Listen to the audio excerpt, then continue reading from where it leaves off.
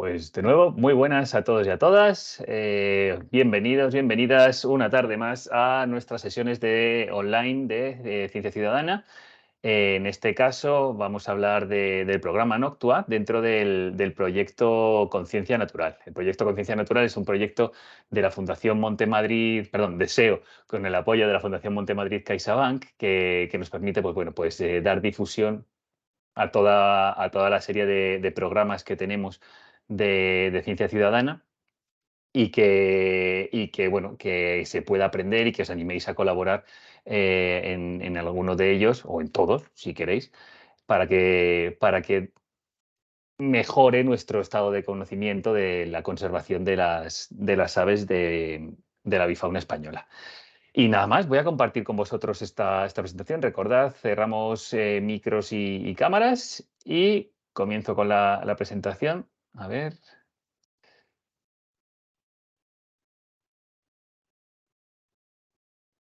Vale. En principio, deberéis de ver la presentación si me confirmáis a través del chat o abriendo el micro, como queráis.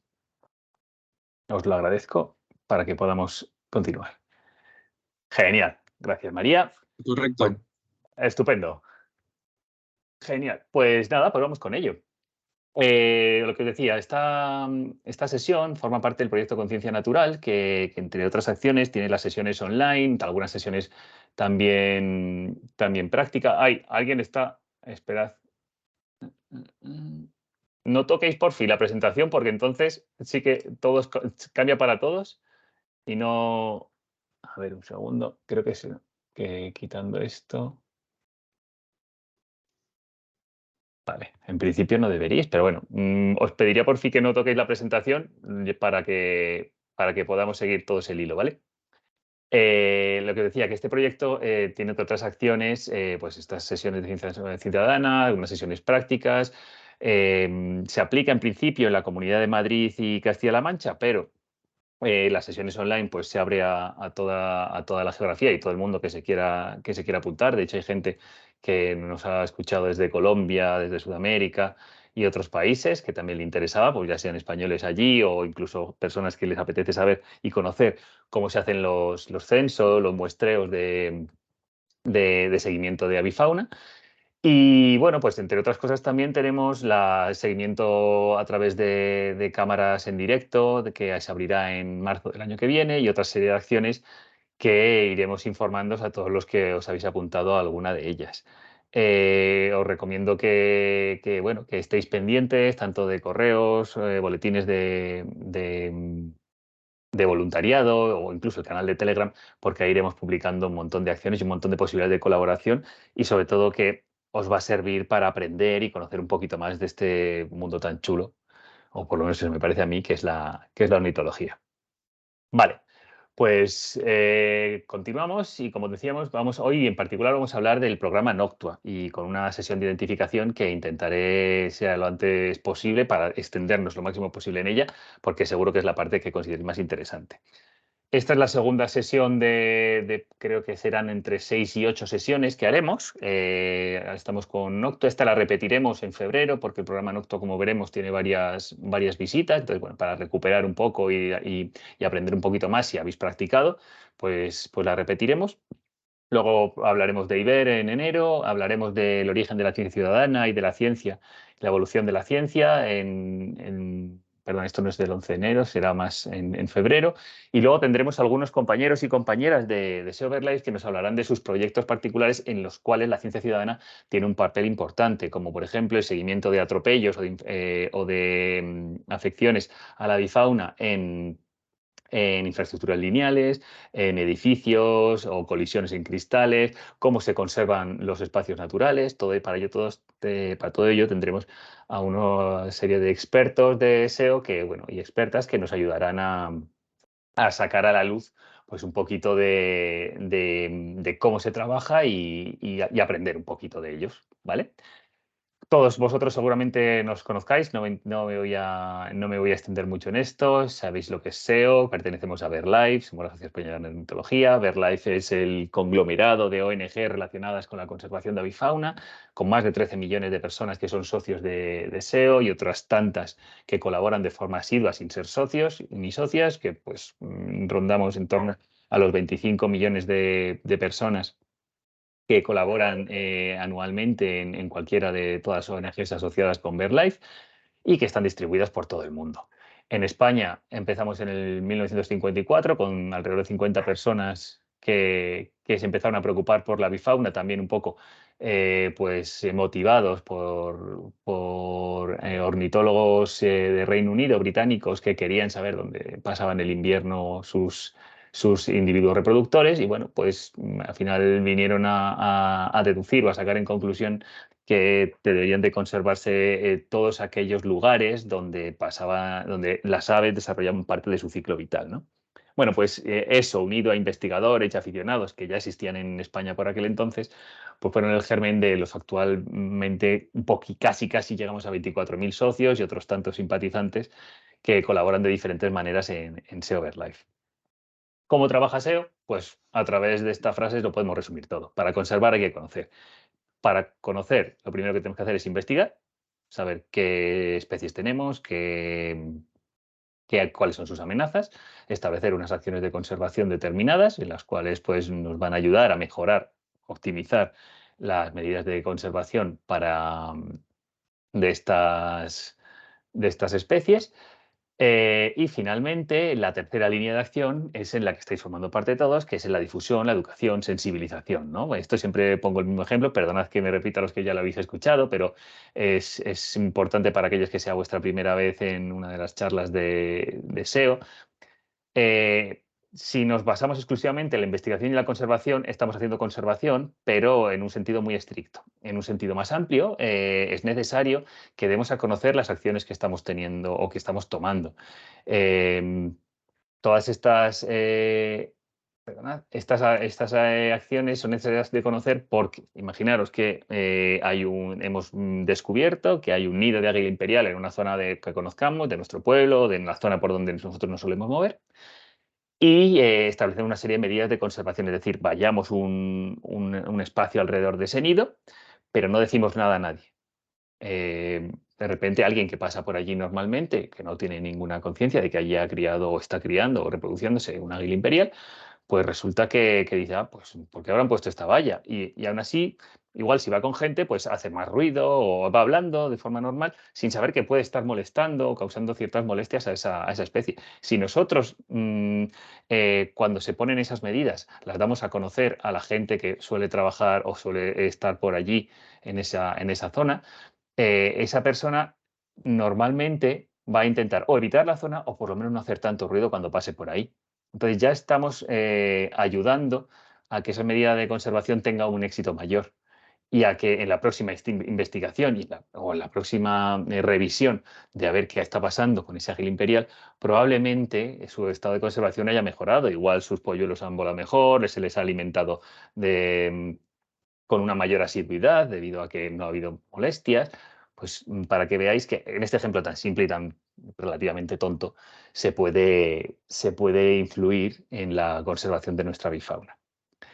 En la ciudad ciudadana, ahora veremos un poquito de qué va, pero trabajamos y en general en todo el mundo se trabaja a muy distintos niveles, desde niveles para los más pequeños, con los proyectos a escala europea e internacional, como es el proyecto Spring Alive, que está dedicado principalmente en coles o centros educativos y, y que incluso ahí ponen en contacto colegios de Europa con África a través de especies como por ejemplo los vencejos o las cigüeñas, pues bueno, pues se hacen cosas para intentar ya desde que somos pequeños, pues que nos interese la naturaleza y sobre todo su conservación en un beneficio general, ¿no? Pero ya si nos vamos digamos, a los que de verdad esos datos sirven para conocer el estado de conservación de nuestras aves, tenéis aquí un breve resumen de pues, la mayoría falta alguno, creo. Bueno, Están el 90% de todos los proyectos de seguimiento de ciencia ciudadana de SEO Life están ahí. En la parte derecha de la imagen tenéis el listado de todos ellos, recuadrados en rojo, pues los que forman parte del, van a formar parte de las charlas que vamos a ir dando a los miércoles una vez al mes. Y luego a a la izquierda, perdón, tenéis un calendario. Si os fijáis, en la parte más externa tenéis los meses y luego en la parte más interna son los distintos programas. ¿Por qué es esto? Pues porque hay programas en los que podemos trabajar durante todo el año, ¿no? Como por ejemplo Aves y Clima, o incluso no está dentro de esos circulitos, pero IBER podemos trabajarlo durante todo el año, como veremos en la siguiente sesión. Pero luego hay otros que se aplican o se ejecutan en un momento muy específico. ¿Y por qué en un momento muy específico? Porque se estudia un determinado grupo de especies. Por ejemplo, en la otra sesión hablamos del SACIN, que es el seguimiento de aves comunes en invierno. Pues eso se va a hacer en invierno en una época muy determinada, desde el 15 de noviembre al 15 de febrero, en dos visitas también muy determinadas que se tienen que hacer en un momento con una metodología adecuada para sacar unos resultados coherentes. En el Noctua pasa exactamente lo mismo, tiene una metodología muy específica que hablaremos más adelante. ¿Vale? Pero bueno, cada programa, como digo, tiene su aplicación. El Atlas de primavera pues se hace en una determinada época de primavera, en invierno igual, y el resto de programas, pues del mismo modo, tienen su momento de aplicación.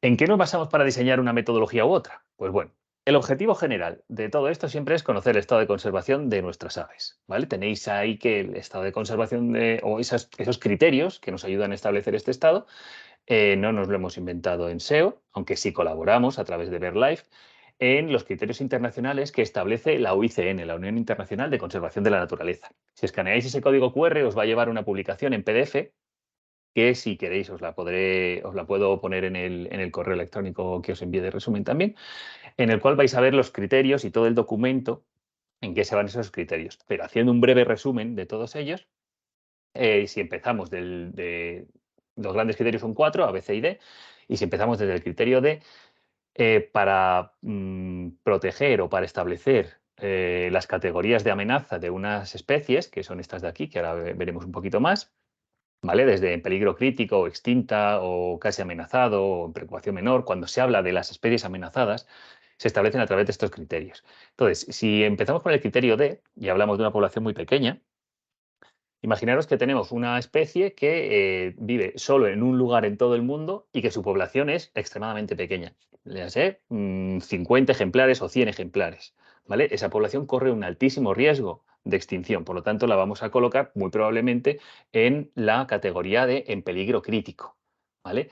Luego, todo esto está, digamos, que asociado a una escala geográfica. Es decir, tenemos una población muy pequeña mm, por ejemplo, de pardela balear, porque sabemos que cría casi exclusivamente en el Mediterráneo, ¿vale? Entonces, o probablemente solo cría en el Mediterráneo. Entonces, sabemos que cualquier cosa que le pase a esa población le va a pasar a toda la especie en todo el mundo.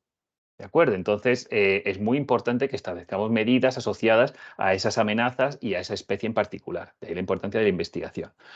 Si luego pasamos al criterio C, en el cual tenemos que una población puede ser pequeña, eh, mm, y sabemos que la tendencia poblacional es en declive, hacia abajo, pues también debemos de establecer una serie de medidas. Ya no es unas medidas tan restrictivas o tan prohibitivas como pueden ser en el caso del criterio D, pero sí que tienen que ser potentes. ¿De acuerdo? Y entonces eso nos va a hacer que alguna de esas especies que puedan estar por ende en peligro o vulnerables, pues tengan que ser objeto de una serie de medidas de conservación, de acciones de conservación.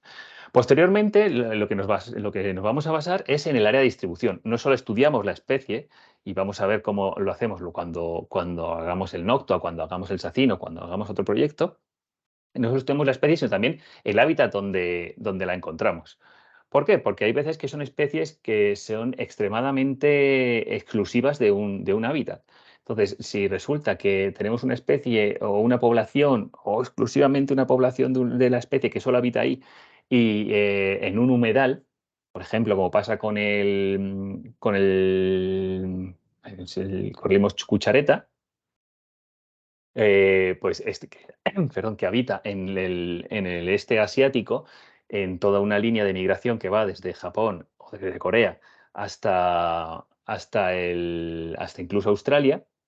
Pues bueno, pues y va saltando de humedal en humedal. Si no conservamos esos humedales, probablemente esa especie se vaya a pique y desaparezca.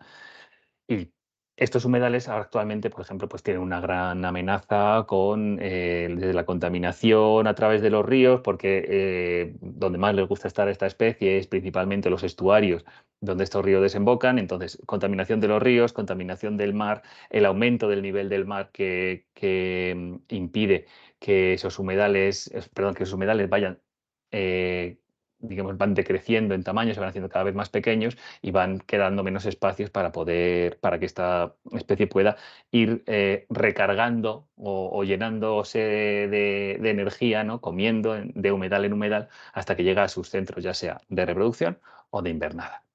Y finalmente, el último criterio, que pues, hemos empezado de abajo arriba, es la evolución de esa población.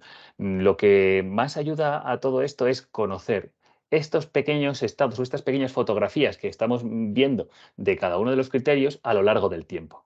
Así conocemos digamos, la evolución que está teniendo. Si esas medidas que hemos puesto resulta que son buenas y la población va en aumento, pues estupendo, podríamos suavizar esas medidas. Si vemos que esas medidas no están resultando o que hay que implementar otras porque la población va en declive, nos va a ayudar el conocimiento de esa evolución de la población. ¿Y cómo conocemos todo esto? Pues a través de la ciencia ciudadana, es decir, no solo a través de las observaciones de expertos y de su análisis a partir de sus datos, sino de los miles de millones de datos que en todo el mundo, a través de estos programas, aportamos los que colaboramos, los aficionados, las personas que nos preocupamos de la conservación de las aves.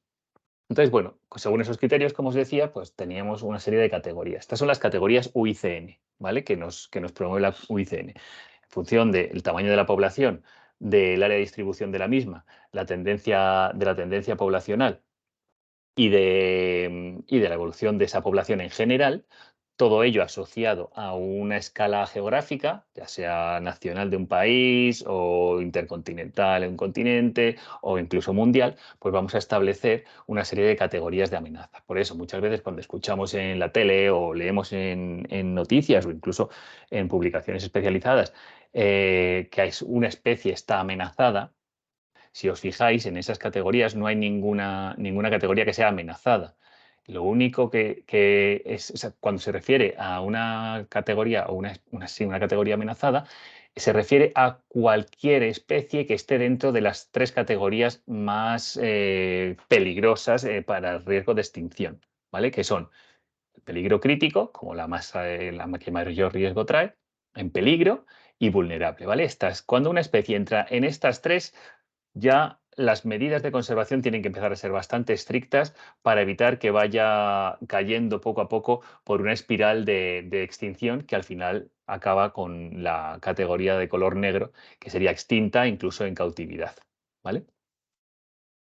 Que muchas especies de las que quedan igual 4 o 5 ejemplares en el mundo, como por ejemplo el cóndor de California, que ahora mismo estuvo casi solo, estaba extinto en estado silvestre y solo se conservaba en cautividad, han conseguido y poco a poco parece que van aumentando los números de esa especie que están a través de proyectos de reproducción ex situ, están consiguiendo volver a liberar cóndor de California en libertad. Entonces, bueno, parece que se programaba bien, pero claro, es un esfuerzo a muy largo plazo. Ha pasado, ojo que estas categorías no son exclusivamente para las aves, vale, para plantas, para mamíferos, para reptiles, son las mismas para todos los seres vivos. Entonces, aquí podríamos meter el lince, por ejemplo, que estaría en peligro crítico, aunque ahora, gracias a los millones que se han gastado desde hace, creo que son 40 años, creo que son 40 años o 30 años, los que están con proyectos de conservación del lince ibérico, pues se ha conseguido pasar de creo que quedaban 100, 150 ejemplares, pues a finales del siglo XX, pues en 1980, 1990, quedaban eso, 100, 150 ejemplares, y actualmente ya creo que están por los 800 o 1000 ejemplares los que rondan de lince y que poco a poco, pues bueno, pues ya van reconquistando una zona que por otro lado nunca deberían de haber dejado de ocupar. Si volvemos otra vez al mundo de las aves, todas estas categorías, especialmente las que están en amenazada, como os digo, el vulnerable, en peligro y crítico, que son las que más riesgo de extinción tienen, se publican en lo que se llama el libro rojo. En el caso de las aves, el libro rojo de las aves. Hay un libro rojo de mamíferos, de reptiles, y que, o en inglés también se llama la lista roja, de Red List. Entonces, en esas listas se publican todas las especies que están amenazadas, siempre en un entorno geográfico. En el caso de España, quien tiene la obligación de publicar esto por normativa es el Ministerio de Medio Ambiente, o en este caso el de Transición Ecológica y Reto Demográfico, y que o lo hacen ellos o lo suelen encargar. Normalmente, en el caso de las aves, nos lo encargan a SEO, en el caso de reptiles y anfibios, lo encargan a la Asociación Herpetológica. Entonces, hay especialistas, organizaciones que ayudan con esto. ¿Cómo lo hacen? Pues en SEO lo hacemos a través de la ciencia ciudadana y los programas como los que os estamos explicando. En el caso de la herpetológica, también lo hacen a través de la ciencia ciudadana con, ¿cómo se llama el programa? Que también es muy interesante y que es relativamente fácil de colaborar porque tienen muchas menos especies y al final es mucho más fácil aprendérselo. Entonces también os animo a que echéis un vistazo. ¿Cómo se llama? Se llama el SIARE, SIARE, Sistema de Información de Anfibios y Reptiles de España. Entonces, bueno, es una información brutal que si os interesan los anfibios, pues podéis ver que hay por cuadrículas UTM de 10 por 10. Las cuadrículas UTM son, pones el territorio español y divides en cuadrículas de 10 por 10 kilómetros todo el territorio y las nombras, ¿no? Es en las mismas cuadrículas que utilizamos en SEO para las aves. Y entonces, pues la gente va y con una aplicación, pues va marcando las especies que va viendo dentro de los hábitats de esa cuadrícula, igual que nosotros. Ya os explicaré cómo va. Recopilando toda esa información, analizándola y luego, por supuesto, como os decía antes, la tercera pata de ese triángulo de la conservación, divulgándola, somos capaces de aprender y de conocer el estado de conservación de nuestros seres vivos. En el caso de España, el último libro rojo publicado fue en diciembre de 2021, es decir, hace prácticamente 2 años, y bueno, que venía bueno, actualizar el anterior libro rojo. La obligación es que el Estado debe publicar un libro rojo cada 5 años. El libro rojo anterior era de 2004. O sea, fijaros, han sido 17 años los que han tenido que pasar para que se renueve el libro rojo. El próximo debería de ser en 2026, 2027, más o menos, para seguir lo que dice la normativa. Pero no siempre es así, no siempre se quieren dedicar los recursos necesarios, principalmente dinero, para poder hacerlo. Sin embargo, pues en el 2021 se decidió que sí, que ya era hora de renovarlo, y el cambio fue brutal, porque pasamos de 2024, perdón, de 2004, de tener analizadas tan solo un 37% de las especies, digamos, habituales o más comunes que tenemos en España, que son alrededor de 500 y pico, quitando estos rarezas y demás especies que no se suelen ver normalmente, pues actualmente tenemos analizadas un 74%. Os pondré en el resumen, en el correo electrónico, un enlace que os podéis descargar el libro rojo de forma totalmente gratuita. Es una información brutal, no sé si son 600, 700 páginas, que podéis tener el PDF. Y es una información, como os digo, brutal de cada una de las especies, de su distribución, de sus amenazas, actualizada, pues fijaros, prácticamente actualmente, pues eso, al 2021, ¿vale? O sea que una información estupenda si os interesa y si queréis información incluso para trabajos o cualquier cosa, que sé que por aquí estáis los UAMers, la gente de la UAM, que os habéis apuntado al voluntariado. Entonces, bueno, es muy, muy interesante y todos aquellos que queréis investigar, pues ahí está. Entonces, dentro de este libro rojo, pues bueno, pues como os digo, tenéis las especies amenazadas en España, en el Dragón Geográfico Español, y haciendo un breve resumen, pues bueno, dentro de destacando principalmente en peligro crítico tenemos a 18 especies, pues la hoja colinegra, el alcaudón chico, la focha moruna, la cerceta pardilla, la cerceta carretona. Bueno, podéis echar un vistazo que es bastante, bastante chula la información, como os digo, y muy, muy interesante. Con respecto al año anterior, pues el 42% de las especies mejoraba su estado, es decir, las medidas que se habían puesto para su conservación habían resultado buenas, 24% rebajaban su nivel de amenaza, perdón, 24 las especies rebajaban, 24 especies rebajaban el nivel de amenaza, con lo cual estupendo también, pero sin embargo había 33 especies que empeoraban su situación, ¿vale? Entonces, bueno, pues, ¿qué es esto? Deberes. Son deberes del Estado, porque como dice la Constitución española, creo que es el artículo 45, en el que habla de que todos los españoles tienen derecho a un medio ambiente. Bueno, pues de ahí parte, de ese artículo, parten todas las normativas que surgen para la conservación del medio ambiente. Em, en el caso de cuando ya vamos investigando un poquito más, todas estas diapositivas están sacadas del mismo libro rojo, o sea que las podéis leer con mayor detenimiento si queréis.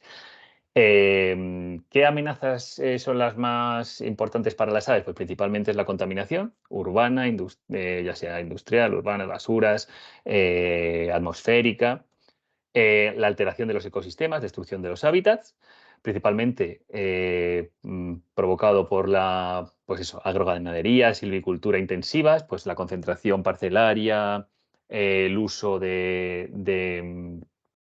químicos en el campo a nivel sin medida, en el cual, pues bueno, pues cuanto más insecticidas echemos, mejor nos van a crecer las plantas, cuanto más herbicidas, mejor, pero claro, eso radica en un perjuicio bastante importante para todos los seres vivos que viven en ese hábitat, y a medio largo plazo también radica en un perjuicio debido a la contaminación que estamos metiendo en el suelo y a los problemas que esa percolación de esos contaminantes van a provocar en el ambiente.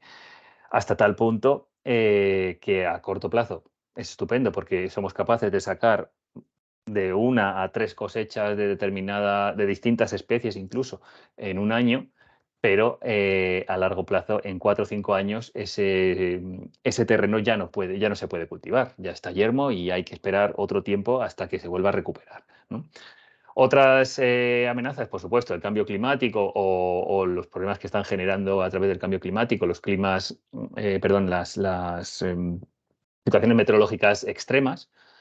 Y luego, por último, ya pues en general molestias, ya sea la caza, la pesca, pues incluso a veces que nosotros mismos cuando vamos a disfrutar de esas especies, pues no somos conscientes y molestamos. Bueno, pues esas situaciones que sin querer provocamos. ¿Cómo sabemos todo esto? Pues como os decía, somos capaces de determinar el estado de conservación de las aves. Nosotros, voluntarios y voluntarias, lo ponemos en conocimiento de las especialistas que están deseosos de poder analizar todos esos datos, y eso nos va a permitir establecer unas prioridades de conservación. ¿Cómo? Pues a través de la normativa. Es decir, de esa constitución van a salir distintas normativas que actualmente están como os explico ahora. Este gráfico que veis arriba a la izquierda era el gráfico de las especies dentro del libro rojo del 2021. Bien, el libro rojo se tiene que publicar por normativa. De ese libro rojo se publica digamos, el general del Estado en España. Pero cada comunidad autónoma, porque están disgregadas las competencias, cada comunidad autónoma tiene que generar o debería de generar un catálogo autonómico de especies amenazadas, ¿vale? Esto ya tenemos un problema y es algo que es conveniente o que la ley dice que es conveniente, pero no es obligatorio. Lo que es obligatorio es que una vez tengamos ese catálogo de especies amenazadas autonómico, generar unos planes de recuperación, conservación o de gestión. Es decir, por ejemplo, hay comunidades autónomas que una vez se ha hecho el estudio con el libro rojo, publican su propio libro rojo de las aves de, no sé, el invento, de Extremadura, ¿vale? Pues, o el de Castilla-La Mancha, que creo que sí que está actualizado. Pues en Castilla-La Mancha, a través de ese libro rojo, se cogen las especies amenazadas y se dice, a ver, ¿qué especies están en peligro crítico o en peligro? Pues esas especies que están en peligro crítico o en peligro tienen que tener tienen que tener planes de recuperación. Si están en peligro crítico en el libro rojo, por ley, y esto sí es obligatorio, ¿vale? La flecha blanca indica que es obligatorio, tienen que tener un plan de recuperación nacional. Por ejemplo, el urogallo, la aguja colinegra, el alcaudón chico, todos tienen un plan de recuperación a nivel nacional. Si está en peligro, es un plan de recuperación a nivel regional. es decir, autonómico, ¿vale? Si esa especie que estamos hablando está en categoría vulnerable, necesitan un plan de conservación. Y luego hay una serie de especies que tienen un valor especial. Normalmente son especies que están relacionadas con la caza y la pesca. Pues en el caso en España, pues por ejemplo, ¿cuáles son? La perdiz, la codorniz, los zorzales, todas esas especies sobre los cuales hay una presión cinegética bastante o de molestia bastante importante, tienen que tener un plan de gestión. Por eso hay veces que se prohíben y luego pues, bueno, algunas agrupaciones de cazadores suelen alzar la voz diciendo cómo se va a prohibir la caza de la perdiz si hay mucha perdiz o mucho conejo, mucha, pues, en general son esos planes de gestión los que prohíben o permiten la, la molestia, la caza de estas especies. En el caso un caso pues, paradigmático que ocurre aquí es pues hay dos hasta un punto graciosos. Pues, por ejemplo, cuando se publicó el catálogo autonómico de especies amenazadas de Castilla y León por la Junta, no le debieron de prestar mucha atención las personas que lo escribieron y las personas que lo revisaron y publicaron que había no sé si era en peligro o vulnerables, dos especies de cetáceos. Si te pones a pensar, Castilla y León no tiene mar, no tiene salida al mar, por lo tanto no puede haber, a no ser que sea la Laguna Negra, no puede haber cetáceos. ¿Vale? Entonces, bueno, pues son ciertos problemas que indican quizá la intención o las ganas que tenga cada administración de poder conservar sus valores naturales. Esto lo corrigieron, por supuesto, hicieron ya uno mucho mejor y lo han actualizado y ahora está bien, estupendo. ¿Vale? En el caso otro caso paradigmático es el caso de Madrid, de la Comunidad de Madrid, donde el catálogo autonómico de especies amenazadas es del año 92. Para que os hagáis una idea, aparece como vulnerable la cigüeña blanca, aparece como en peligro crítico la alondra ricotí. La cigüeña blanca actualmente no tiene ningún tipo de problema por fin, si alguien tiene el micro o la cámara abierta, que lo quite, porfa, para evitar interrupciones. Ay, genial, ahora ya se ha quitado. Entonces, pues eso, pues entonces obligatoriamente la cigüeña blanca, si estaba en estado vulnerable, debería de gestionarse o debería de realizarse un plan de conservación a nivel regional. ¿Vale? Ahora es que se quedaría en ridículo porque hay un montón de cigüeñas que incluso ya pasan el invierno en la Comunidad de Madrid. Del caso de la Alondra ricotí ha desaparecido de la Comunidad de Madrid, entonces no tiene ningún sentido que esté ahí, aunque por normativa deberíamos de establecer un plan de recuperación a nivel regional. ¿Vale? Entonces, lo ideal es que estos catálogos autonómicos se actualicen al mismo tiempo que se actualiza el libro rojo, cada 5 años, 7 años a lo sumo, ¿vale? Y que se puedan realizar. Entonces, los objetivos al final de todo esto es conocer el estado de la biodiversidad, la tendencia de la población de las especies, cambios en la conservación de cada especie y de los hábitats que tenemos. ¿Cuándo surge todo esto? Pues fijaros, en España, en el año 81, de repente se empiezan a dar vueltas de cómo se puede hacer una comisión o cómo se pueden hacer unos censos de aves terrestres, a ver, España tiene medio millón de kilómetros cuadrados, entonces para todo ese espacio, ¿cómo se consigue censar? ¿Cómo se consigue muestrear? Bueno, pues entonces se establece una comisión en la cual, pues bueno, se hicieron unas pruebas y se dijeron, venga, vamos a probar esta metodología en el año 81-82 y en el año 82-83.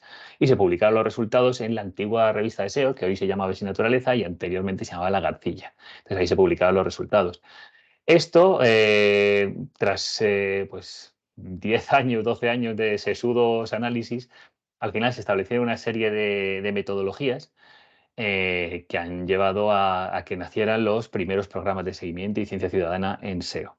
Con el primero que fue en el 96 el programa SACRE, Seguimiento de Aves Comunes Reproductoras, en el 97 el NOCTUA, del cual hablaremos hoy, y en el 2008 se establece el SACIM, Seguimiento de Aves Comunes en Invierno. ¿Esto en Europa era igual? Pues bueno, no. En algunos sitios empezaron un poco más o menos como nosotros, en los años 90, en Lituania, Noruega y Eslovaquia, pero los finlandeses y los británicos fueron los primeros, especialmente los finlandeses en el año 41, fueron los primeros que comenzaron con esta serie de censos. Actualmente las metodologías que se usan en toda Europa son muy, muy, muy similares, lo que permite eh, establecer comparaciones y saber el estado de conservación de la misma especie en distintos territorios. Es algo que se ha coordinado desde BirdLife Europa y que se ha establecido a través de la Comisión Europea como un análisis que es tan importante que actualmente el estado de conservación de las aves está dentro del Eurobarómetro del estado de felicidad o del estado de bienestar, perdón, de los europeos. Entonces, donde se ha visto que donde hay un buen estado de conservación de las aves, el estado de bienestar de los europeos que viven allí, pues es igual de bueno. Entonces, bueno, pues es una forma, es quizá un bioindicador que nos ayuda a conocer ese estado de bienestar. ¿Vale? ¿Todo bien hasta aquí? ¿Alguna pregunta, alguna duda que tengáis? Adelante, buen momento para hacerlo ahora.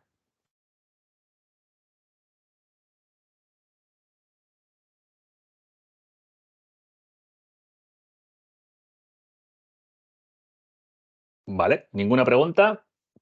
Continúo. Recordad que podéis a través del chat o levantando la mano si queréis hacer cualquier pregunta que se os ocurra relacionada con el tema, ¿vale? Como os decía, el programa que del que vamos a hablar hoy es uno, pues yo diría que en cuanto a metodología es de lo más sencillo, en cuanto a especies, pues casi que también, lo veremos después.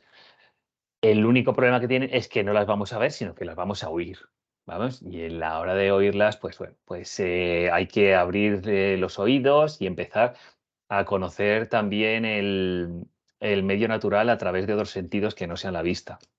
Bueno, aquí tenéis algunas de las protagonistas, seguro que algunos acertáis cuáles son, pero como las vamos a conocer más adelante, no nos entretendremos mucho.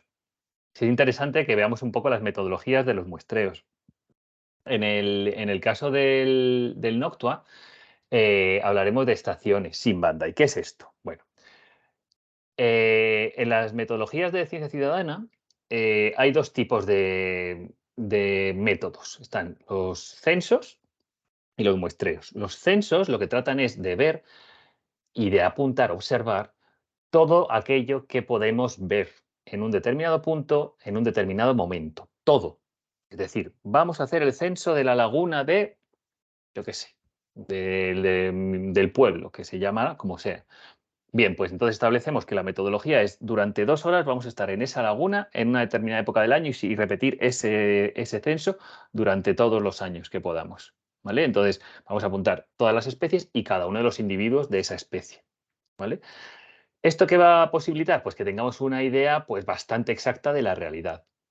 Esos son los censos. Los muestreos, sin embargo, lo que hacen es tomar una muestra, por eso se llaman muestreos, y lo que hacemos es hacer una visita en un momento particular, con una metodología determinada, y de ahí extrapolar.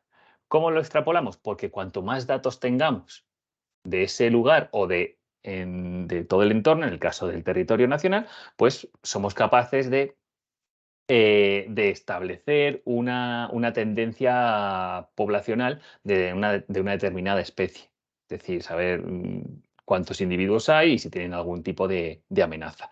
Para hacer un muestreo tenemos estos tipos de métodos, ¿vale? Si vamos de derecha a izquierda, tenemos los que requieren de una mayor experiencia o expertise, que pueden ser las capturas y marcajes, principalmente llevado a cabo por anilladores y anilladoras, que tienen que hacer una formación que dura aproximadamente 2 años con unas prácticas y luego un examen que les va a permitir anillar, pedir permisos y pues otro tipo de marcaje, no solo de anillas, sino a través que actualmente está muy de moda y que revierte muchos más datos, que son los dispositivos GPS, ¿vale? De distintos tipos, desde emisores a solo receptores. Luego está el mapeo de territorios, que aquí lo que tenemos que tener es un conocimiento bueno de las especies, pero además un conocimiento bastante bueno del espacio. Saber que se suele aplicar solo a zonas muy determinadas, pues sean 8 o 10 hectáreas de terreno, en la cual sabemos que hay una zona de lagunas, hay una zona de herbazales, hay una zona de bosque, hay una zona de bosque de ribera. Pues bueno, y vamos distribuyendo los distintos hábitats dentro de un sitio. ¿Vale? Y luego los que se utilizan principalmente en todos los grandes programas de SEO Live de Ciencia Ciudadana son las estaciones y los recorridos. En el caso del Noctua, vamos a trabajar con estaciones. Las estaciones son puntos de observación y escucha en los cuales vamos a estar durante un determinado tiempo, que en el caso del Noctua son 10 minutos, escuchando y viendo qué está pasando y qué podemos observar ahí. ¿Vale? Entonces, bueno, ¿cómo se hace con las estaciones? Además, hay una vueltecita de tuerca en dificultad, sería si le incluimos lo que se llama la banda, es decir, hacemos un círculo imaginario alrededor de nosotros y decimos, vale, pues en torno a mi alrededor distingo lo que veo a más de X metros o a menos de X metros. En el caso del Noctua no. Por eso digo que es muy sencilla la metodología, es ir, sentarnos y estar escuchando y viendo qué observamos durante 10 minutos. ¿Vale? Simplemente es eso. En el caso del Sacre, pues en el caso del Sacre, perdón, en el caso del Sacín, en azul, lo que hacemos son recorridos.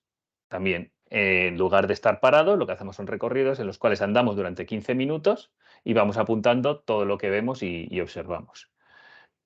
En el caso del Sacre, en verde, pues tenemos las opciones de hacerlo o con estaciones o con recorridos. Pero siempre aquí sí que le damos la vueltecita de tuerca, ya es un poquito más difícil en cuanto a la metodología, porque vamos a tener que diferenciar todo lo que vemos más allá de 25 metros y más cercano a nosotros de 25 metros. ¿Vale? En cualquier caso, con el que os tenéis que quedar hoy, que es el Noctua, son las estaciones sin banda. ¿De acuerdo? Es decir, vamos a un mismo punto, dentro de una cuadrícula UTM, ¿vale? Y vamos a establecer 5 lugares en esa cuadrícula, en esos 10 por 10 kilómetros, que normalmente suelen ser cercanos a nuestro pueblo, a donde vivimos, a una zona que conocemos bien, porque nos interesa saber y colaborar a ver qué pasa con esa, con esa zona y con las especies que tenemos por ahí, ¿no? Entonces, bueno, como te digo, muy sencillo. Establecemos 5 puntos de muestreo, en los cuales estamos 10 minutos. Si multiplicamos 5 por 10, son 50 minutos de muestreo exacto. Pero claro, el desplazamiento entre ellos, pues lo que se indica es que normalmente no sea de más de 1,5 kilómetros, que se pueda acceder fácilmente entre una estación y otra, de manera que podamos hacerlo en un máximo de 2 horas, podamos hacerlo. ¿Qué ventajas tiene esto? Pues que en invierno lo podemos hacer por la tarde, porque anochece fijaros ahora, que son las 6:30, 7 menos cuarto, y ya es de noche, pues podemos salir a las 7 y a las 9 hemos terminado sin ningún tipo de madrugón o de trasnochar.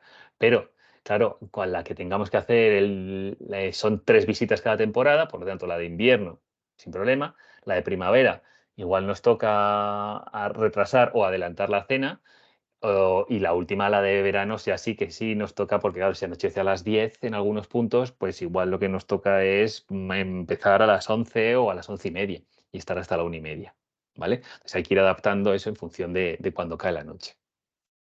¿Cómo elegimos las estaciones? Pues estos son consejos que os damos que, bueno, tenéis toda esta información, os la voy a pasar, ¿vale? Pero son consejos que os damos que son comunes a todos los programas. Que no sean zonas privadas, que tengan un acceso restringido, porque igual podemos pasar en determinada época del año, pero en otra época no podemos, ¿vale? Entonces, que sean lugares que podemos acceder de forma libre, sin problema.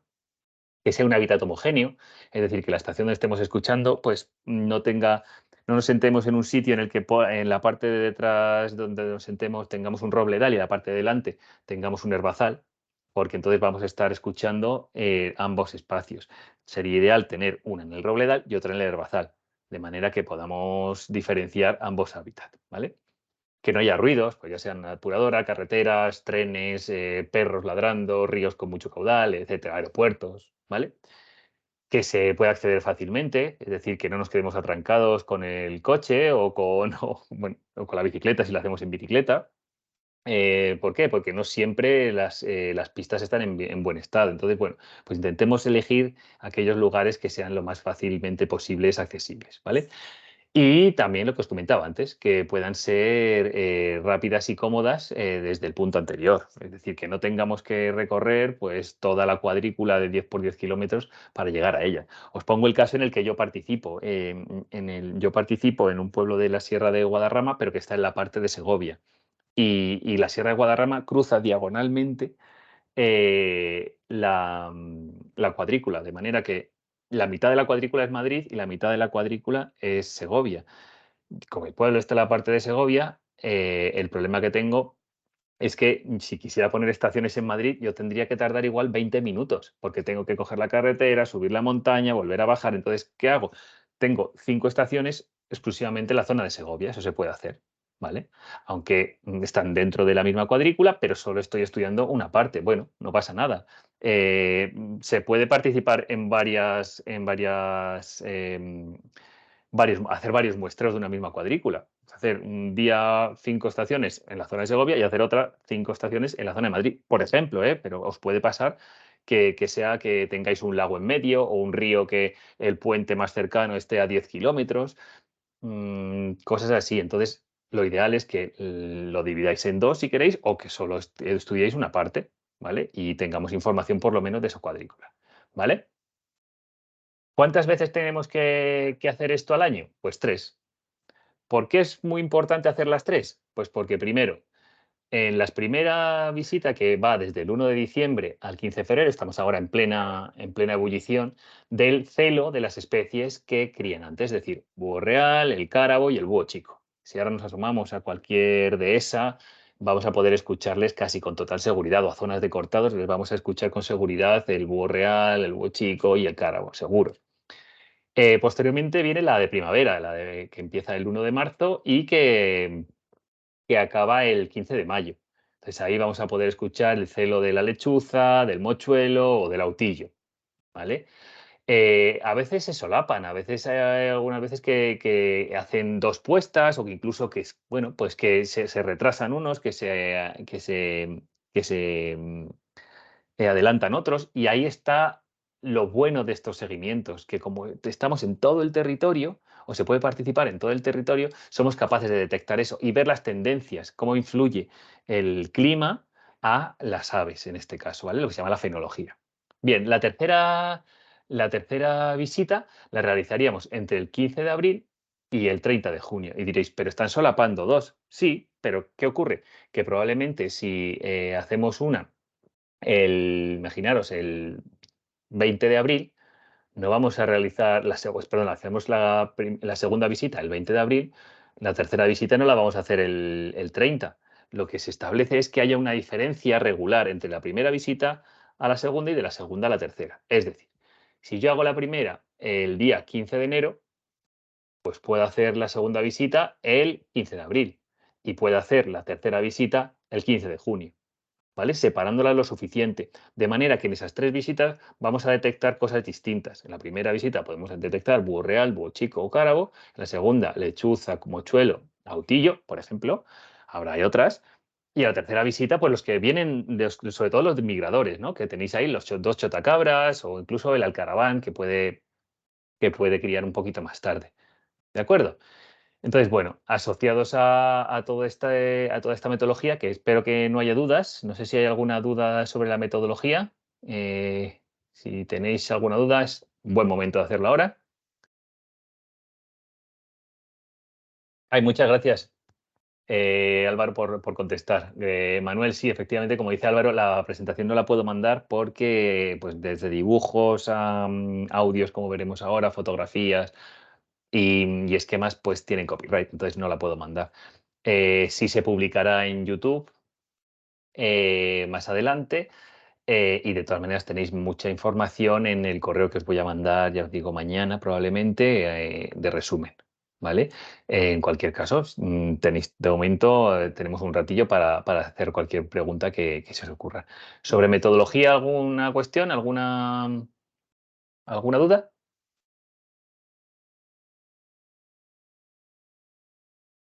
Bueno, espero que no os esté abrumando con la información y que vamos, que os esté interesando el tema.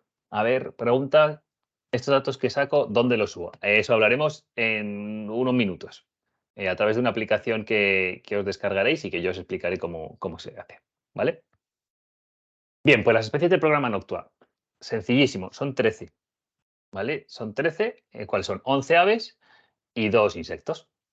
¿Por qué se utilizan los insectos? Pues porque nos dan bueno, buena pregunta, Dani. Lo ideal sería dejar al menos 2 semanas, incluso un mes, ¿vale? Incluso un mes entre las visitas. siempre y cuando estén dentro de los periodos que se tiene que hacer. Pues si haces uno ahora en diciembre, el siguiente periodo empezaría en marzo. Pues dices, vale, pues si hago uno el 15 de diciembre, pues el siguiente lo hago el 15 de marzo, 15 días después de que haya comenzado el periodo, ¿vale? ¿Y el tercero cuándo lo puedo hacer? Pues el tercero lo podría hacer en 1 de mayo, ¿vale? Entonces ahí ya has dejado, pues fijaros, 3 meses en el primero, bueno, 4 meses entre el primero y el segundo y 2 meses en el tercero, ¿vale? O sea, lo suyo es que sea y además que sea regular, es decir, que lo podáis repetir cada año en la misma época, más o menos. No hace falta que sea, no, es que el 15 de diciembre tengo que hacer el Noctua. No, podéis hacerlo una semana antes, una semana después, porque resulta que ha estado lloviendo toda la semana y en los 3, 4 días esto impracticable y yo no puedo pasar para ir a las estaciones de escucha o de observación. Pues bueno, pues me espero una semana. No pasa nada, ¿vale? Pues en torno al día que hayamos elegido, pues una semana antes, una semana después, está bien. O sea, sí tenemos 15 días de margen, ¿de acuerdo? Pero entre cada una de ellas, pues puede pasar 3 meses y 2 meses, por ejemplo. ¿Vale? Este muestreo quizá es el que más se amplía en el tiempo de todos los que hay.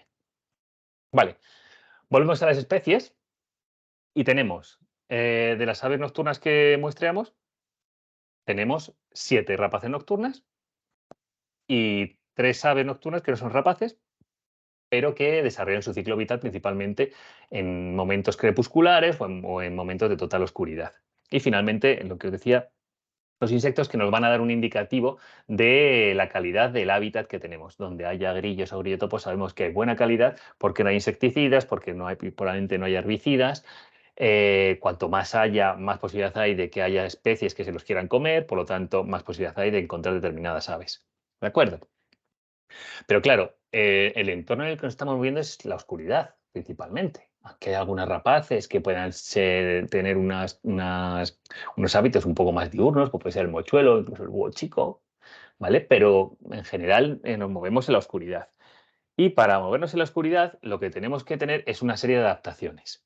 ¿Cuáles son estas adaptaciones? Pues principalmente en dos sentidos, en la visión y en el oído. Para definir un poco en qué nos estamos moviendo, pues vamos a hablar de que las rapaces nocturnas son unas aves que son carnívoras depredadoras, es decir, cazan. Para cazar necesitan tener un pico fuerte y unas garras robustas y que tienen unas alas especiales que son grandes y redondeadas que les van a servir, como vemos a continuación, les van a servir para no realizar ningún tipo de ruido que pues provoquen de alguna manera ahuyentar a su presa, ¿vale? Vamos con las adaptaciones. La visión. Principalmente de una visión adaptada a funcionar lo mejor posible en condiciones de luz escasa o prácticamente nula. En épocas de luna nueva, que no hay nada de luz, pueden ver bastante bien. ¿Por qué pueden ver bastante bien? Pues por varias cosas. Primeramente, tienen unos ojos que, según el tamaño, es más, pues entre 1 y 3 veces, 2,2 veces, mayores que el resto de las especies de su tamaño, de su mismo peso, ¿vale? Es decir, cogemos un búho real que pesa, pues no sé, 5 kilos, 6 kilos, ¿vale? Cogemos otro ave que pueda pesar eso y vemos el ojo. Y vemos que el tamaño del ojo del búho real es muchísimo mayor perdón, 5 o 6 kilos pesan los buitres. Un búho real tiene que pesar entre 3 kilos, 4 kilos, como muchísimo. En el caso del búho real, pues tiene los ojos mucho mayores que otra especie de ese mismo tamaño. Y además no solo eso, es que encima tiene una forma distinta, ¿vale? En la parte de arriba tenéis un ojo de una rapaz nocturna y en la parte de abajo tenéis un ojo de una rapaz diurna, que ya son grandes de por sí y que si los comparamos con unos de mamífero, por ejemplo, con unos de humano, vemos que en la proporción que ocupan en la cara o en la cabeza, son enormes, son los ojos enormes. Por lo tanto, las aves en general tienen muy buena vista. Bueno, la vida les va en ella. Entonces, en el caso de la diferencia entre rapaces diurnas y nocturnas, veis ahí cómo es un ojo de uno y un ojo de otro. Eh, en el caso de las rapaces diurnas, hay dos tipos, perdón, en el caso de todos los seres vivos, las células oculares son de dos tipos. Son unas células nerviosas que se llaman conos y bastones. Los conos están principalmente más adaptados a los pigmentos que tienen, que la luz excita y que se transforman en impulsos eléctricos que se llevan al cerebro, están más adaptados a la luz diurna por los pigmentos que emiten, digamos que se excitan. En el caso de los bastones, están más adaptados por un pigmento que tienen que se llama rodopsina, que se excita mucho más con la longitud de onda de la luz, de la luz que hay en la oscuridad. Entonces, en el caso de las rapaces nocturnas, la densidad que tienen de este tipo de células, de los bastones, es muchísimo mayor que las diurnas, del orden de 50, y si no digo mal, creo que son 56.000 de estas células por cada milímetro cuadrado. ¿Vale? Haceros una idea de lo que es un milímetro cuadrado, un cuadrito de 1 milímetro por 1 milímetro, y ahí metéis 56.000 células de estas. Esta densidad tan brutal y que tienen en una fóvea que es bastante grande. La fóvea es donde, donde hay mayor densidad de células nerviosas voy a decir, oculares, pues digamos que es ahí donde se concentra, donde el cristalino concentra toda la luz que entra. A su vez, tiene otra adaptación más, que es el tapetum lucidum, es decir, esto que tiene, que alguna vez seguramente si habéis visto algún perro o algún mamífero que también lo tienen, o un búho, mm, si les iluminamos con una linterna, nos da un reflejo y parece que tienen luz en los ojos. Y es que es una especie de espejo que tienen en la parte final del globo ocular que refleja la luz, de manera que en zonas o en momentos de luz escasa, esa luz que entra unida a la luz que refleja hace que puedan ver muchísimo mejor. ¿Vale? Entonces, fijaros todas esas adaptaciones que tienen. Otra adaptación que tienen, muy, muy importante, es la disposición de los ojos. ¿Dónde tienen los ojos las rapaces nocturnas? En lugar de tenerlo en un lateral, como tienen casi todas las aves diurnas, las rapaces nocturnas lo tienen de frente. ¿En qué ayuda esto? Pues que en lugar de tener una visión periférica, ¿vale? Como puede tener, fijaros aquí a la izquierda tenemos una paloma en ese gráfico y tiene una visión prácticamente de 360 grados. Hay algunas especies, como por ejemplo las chochas perdiz o la chocha perdiz americana, que tiene una visión de 360 grados total, porque los ojos incluso les resaltan de la cabeza, entonces son capaces de ver, cada ojo tiene más de 180 grados de visión. Entonces, esto les da una visión estupenda para poder huir si viene algún depredador, pero el problema que tienen es que no tiene una gran fiabilidad o capacidad de centrar, digamos, o de, como se dice, de calcular distancias, ¿vale? ¿Qué ocurre, por ejemplo, con las rapaces nocturnas? Pues que las rapaces nocturnas, al tener los ojos como nosotros, en el mismo plano, nosotros solapamos los dos rangos de visión de los ojos. En el caso de las rapaces nocturnas, tiene un solapamiento de un 50 o un 70% del campo de visión. Lo que ocurre que en ese 50-70% del campo de visión son capaces de calcular perfectamente bien las distancias, triangular y ver el mundo en 3 dimensiones, que se puede decir en vez de 2. ¿Vale? En el caso de las rapaces diurnas es igual, sí, porque muchas tienen también los ojos muy frontalizados, pero sin embargo, no solapan tanto campo de visión. Están entre un 30 y un 50%. ¿Vale? Eh, ¿Son de la misma familia? ¿Tienen el mismo origen las rapaces nocturnas y las diurnas? No. Lo que se ha producido aquí es un efecto que en taxonomía evolutiva se llama convergencia adaptativa. Es decir, como las dos especies o los dos grupos de aves se dedicaban a lo mismo, a cazar para comer, pues han ido desarrollando un pico robusto y fuerte, unas garras robustas y fuertes y una capacidad de visión bastante importante. Ya el hecho de las rapaces diurnas, por ejemplo, tienen una capacidad de visión entre 8 y 10 veces mayor que los seres humanos. ¿Vale? ¿Esto qué quiere decir? ¿Que ven con zoom? ¿Que son capaces de aumentar 8 veces? No, pero sí que son capaces de ver con mucha mayor nitidez. Es como si nosotros viéramos en Full HD y ellos vieran en 8K. ¿Vale? Son capaces de discernir dos puntos mucho más lejos que nosotros. ¿vale? Espero que haya servido bien el ejemplo. Si no, otro ejemplo que se suele poner es que si nosotros somos capaces de discernir 2 puntos a 10 metros de distancia, un busardo ratonero, un águila real, un águila imperial serían capaces de hacerlo pues a 80 o 100 metros de distancia, ¿vale? Entre 8 y 10 veces más. Más adaptaciones que tenemos. El oído, ¿no? Hablábamos del oído. Esto es otra cosa curiosa.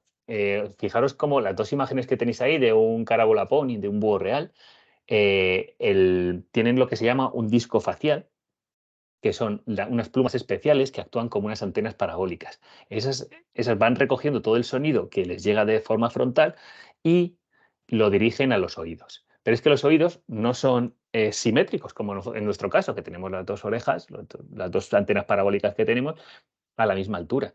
En el caso de estas especies, lo que tienen es un oído arriba y el otro hacia abajo.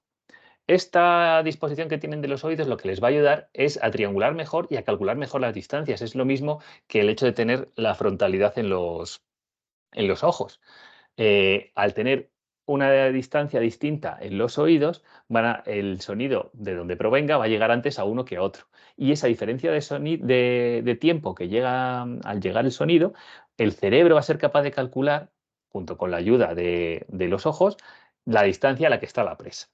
¿Vale? O sea que es algo totalmente, vamos, una auténtica máquina de la evolución lo que ha ocurrido con estas especies.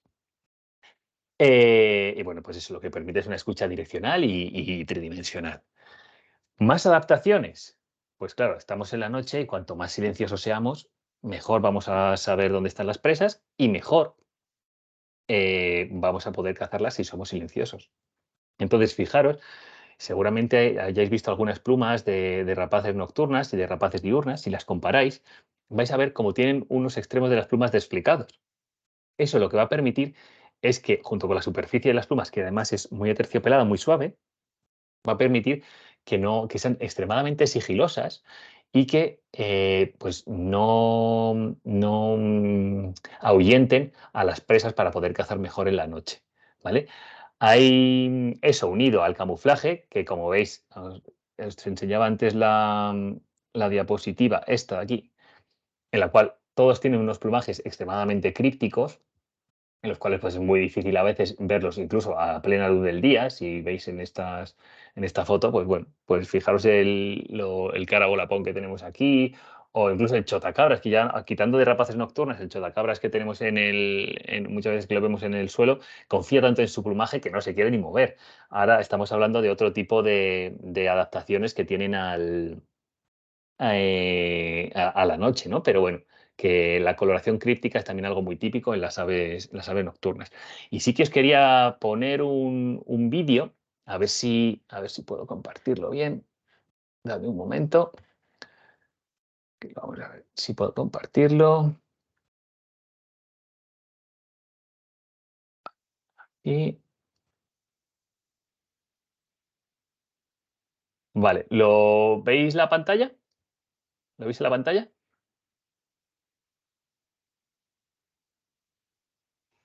Sí. Sí, genial. Vale, pues un segundo. Vale. Este es un vídeo que si lo buscáis en YouTube lo tendréis. Os lo intentaré pasar también en el correo, ¿vale? Aquí, fijaros en este vídeo.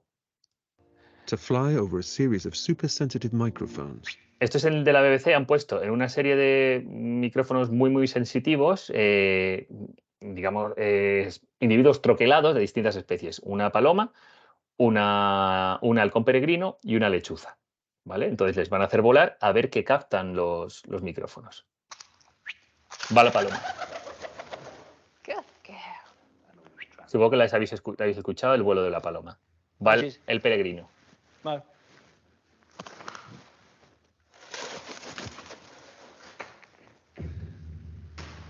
And now, it's Kenza's turn. Ahora va la lechuza.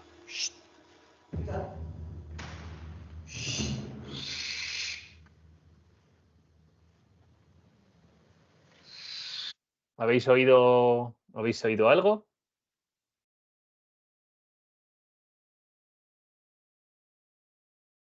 ¿verdad? Pues es algo absolutamente increíble y esas adaptaciones que decíamos que tenemos en las salas, bueno, que tienen las alas todas estas rapaces nocturnas. Cuando veáis las plumas, os fijáis, por favor, en ese borde desflecado, en ese aterciopelado, y vais a ver que es alucinante y que eso permita lo que hace. Entonces, bueno, pues es una adaptación más que tienen que les permite, pues bueno, pues vivir como, vamos a desarrollar su ciclo vital. Vale, voy a recuperar la presentación. Vale, nos hemos quedado por aquí. Vale, genial. Pues una vez ya tenemos las adaptaciones, vamos a cómo se ordenan, ¿no? A ver cuántas especies tenemos. Hemos dicho que en realidad en el Noctua nos tenemos que aprender 11 y los grillos, ¿vale? 2 especies de grillos. Vale, pues en el caso de las rapaces nocturnas, los búhos, cuando hablamos de búhos en general, hablamos de 2 familias. Tenemos por un lado las Titonidae, que son las lechuzas, que son 2 géneros, 18 especies en todo el mundo. Y los estrígidos, que son 26 géneros, 225 especies de búhos, ¿vale? En todo el mundo. Es decir, se dividen los estrigiformes, las rapaces nocturnas, en lechuzas y búhos. ¿Diferencias? Pues si hablamos del cráneo, en el caso de las lechuzas es alargado, en el caso de los búhos es redondeado. Las órbitas oculares son más pequeñitas en las lechuzas y más grandes en los búhos. El pico es más alargado y recto en las lechuzas y curvo, corto, estrecho y ancho, es decir, más poderoso en el caso de los búhos. En la hora de los oídos, en los búhos son asimétricos, como hemos hablado, y en el caso de las lechuzas son simétricos. ¿Por qué? Porque la caza que van a realizar es de forma distinta, es prácticamente en vuelo, mientras que en el caso de los búhos suele ser de posado, ¿vale? Entonces necesitan calcular mejor esa distancia. Dentro de las rapaces ibéricas nocturnas, pues, a ver, esperad. Bueno, ¿sabéis cuáles son estas de aquí? A ver, más o menos el nivel que tenemos. ¿Cuál es la de izquierda? La que está entre el ladrillo. ¿Podéis abrir el micro o podéis hacerlo por el...? Bien, bien, bien, bien. Veo buen nivel aquí. De las que están a la derecha, a la de arriba, ¿cuál es?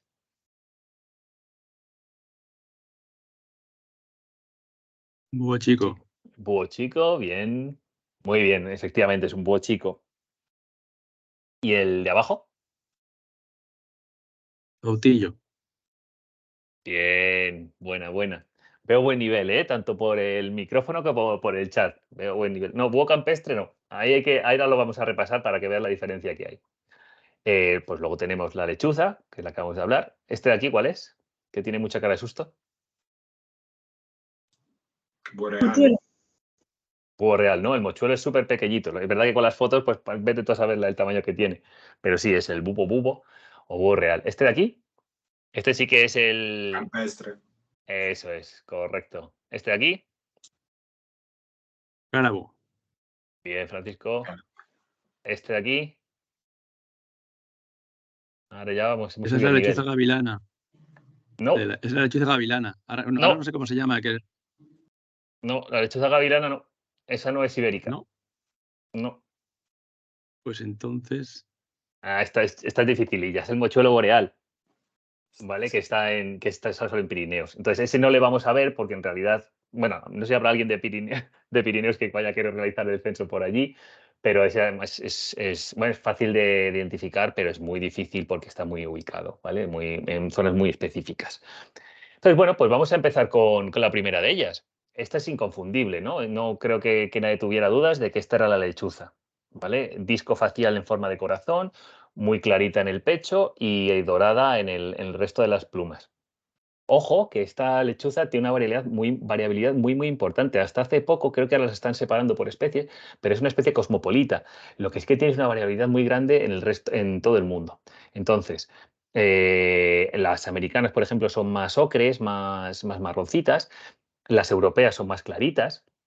Y aún así tiene incluso un dimorfismo sexual, en el cual el macho es mucho más clarito en el pecho que las hembras. Las hembras tienen algunas manchas más marrones. Esta es una de nuestras protagonistas que tenemos en las cámaras en directo en SEO y que ahora mismo podéis observar que ahora está criando la que tenemos en nuestra reserva ornitológica que hay en Riedbell, en el delta del Ebro. Hay una lechuza que está criando ahora mismo. Crían a lo largo de todo el año, ¿eh? Entonces no es raro que se ponga a criar ahora. La de Cabañeros, por ejemplo, sin embargo, cría más de abril, mayo, es cuando tenemos el pico de actividad. Esta, pues la de Riedbell, pues cría en octubre, ¿vale? Pero bueno, no siempre las vemos, aunque sí son fáciles de escuchar cuando vamos a su territorio. Entonces, es un sonido extremadamente estridente que no tiene ninguna otra rapada, entonces es bastante inconfundible. Suena así.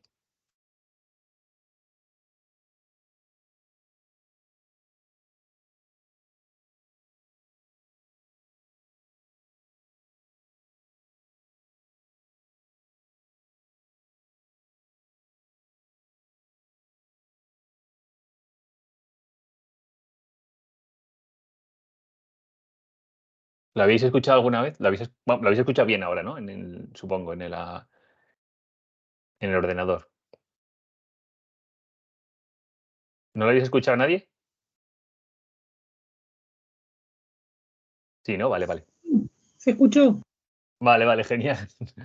Genial. Pues eso es un sonido que, vamos, que a mí me ha pasado alguna vez de escucharlo y al principio, pues no creas que lo he disfrutado mucho, ¿eh? Que te da un poquito de miedo y dices tú, madre mía, pero porque yo sé que es una lechuza, pero entiendo perfectamente que al final todas estas criaturas que viven en la noche, pues han dado origen a mitos y leyendas, muchas veces pues no acordes a la belleza que tienen, sino pues que se llevaban las almas, que se llevaban pues a los niños, cosas así, ¿no? Entonces, bueno, pues no siempre ha sido las especies más agraciadas. Me pide Eneas si lo puedo volver a poner, sí.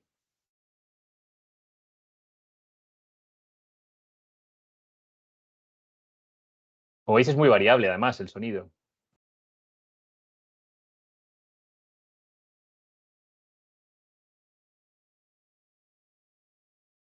Esto imaginaros que estáis entrando en un establo y que, bueno, es que es donde suelen criar, en vivienda, en zona, infraestructuras abandonadas, en cualquier huequito que encuentran, pues pueden poner ahí del orden entre 4 y 7 huevos, que suelen ser unos 5 polluelos si hay buen... Normalmente el número de huevos varía en función de la cantidad de alimento que tienen, ¿vale? Entonces, bueno, lo adaptan muy bien. Vale, tenemos la lechuza, ¿no? Pasamos al siguiente. Vamos con él. Ay, perdona. Ay, que tenía que haber quitado esto. Dadme un momentito, que pensaba que lo había quitado. Mm, mm.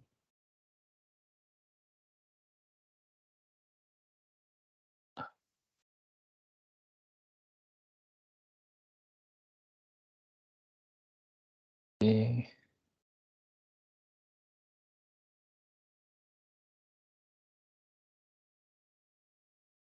a ver, este, perdón, cosas del directo. Dame un segundo. Aquí está, genial. Vale, ahora dejo de compartir y vuelvo a compartir ahora.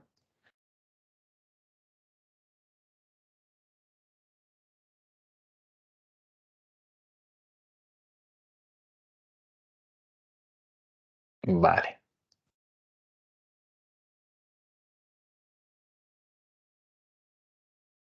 nada, no ha habido manera. Bueno, pues vamos a quitar esto. Bueno, el que quería mostraros es el búho real, ¿vale? Ahora lo intento, ahora os intento mostrar una foto para que lo veáis, aunque es el más grande es la rapaz nocturna más grande que tenemos. Es la voz más profunda y más grave que tenemos. Y el truco para identificar esa voz que tiene es que es muy grave y que es bisilábico, ¿vale? Entonces, os he traído un par de vídeos de una página web que sí que luego os pasaré también, que es muy, muy interesante para todo el tema de sonidos, es brutal. porque lo explican súper bien y tienen diversas publicaciones solo con especies. Está en inglés, eso sí, pero vamos, si se puede traducir por el traductor de Google o demás, os recomiendo que os las leáis porque es brutal, es un conocimiento alucinante y que además lo explican súper asequible para todos. Entonces, fijaros cómo canta un macho de búho real.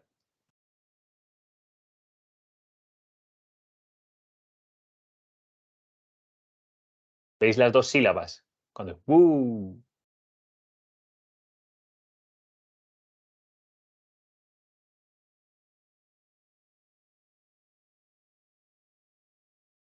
¿Lo habéis escuchado bien?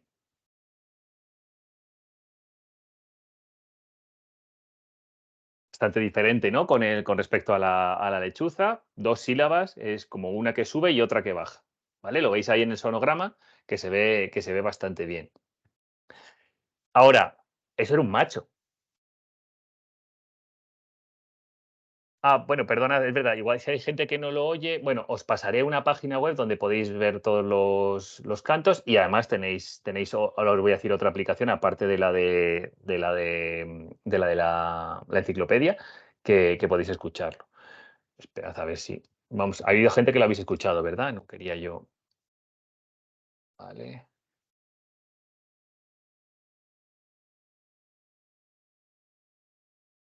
Segundo.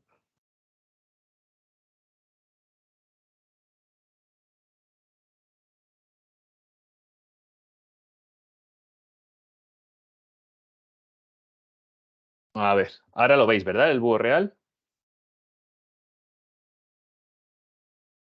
Ahora sí que me tenéis que decir que sí, porque si no, ahora no veo el chat. O sea que sí que me tenéis que decir que sí si lo veis y si lo escucháis. No, ¿No lo veis? ¿No lo veis? Se ve la presentación. Vale, genial. Ahora no he puesto ningún vídeo. Vale. Bueno, es que sí que quería que vierais el búho, ¿vale? Es imponente, grandote, con un 80 de envergadura, lo que os decía antes, No alrededor de lo 3 vemos kilos. el búho. ¿No? ¿Y ahora? No, ¿No veis la foto del búho? no, Vale. tampoco. Vaya tela. Se ve la presentación. ¿Ahora lo veis? sigue sin verse. Ahora Antes sí. sí. Ahora sí, ahora Ahora sí. sí, ahora Ahora sí. sí se ve. Vale, ahora se ve la esquina, ¿no? Porque ahora veis el PowerPoint completo. Bueno, pues por lo menos que se ve así.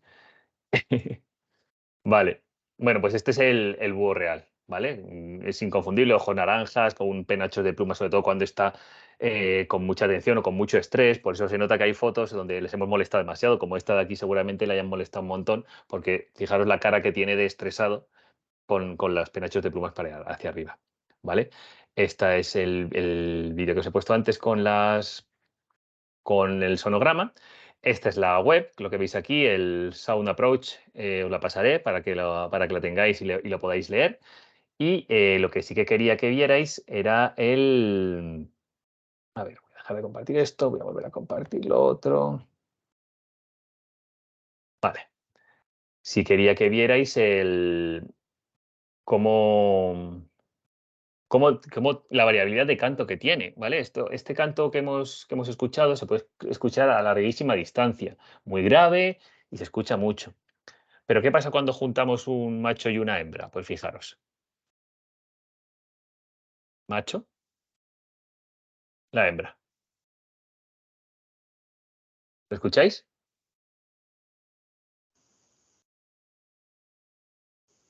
Muy diferente, ¿no? Muy diferente. Es verdad que aquí lo que están haciendo están haciendo una llamada de cópula. Está diciendo el macho, que estoy listo. Y la hembra, sí, yo también. Estoy por aquí. Están comunicándose y aquí es cuando están copulando.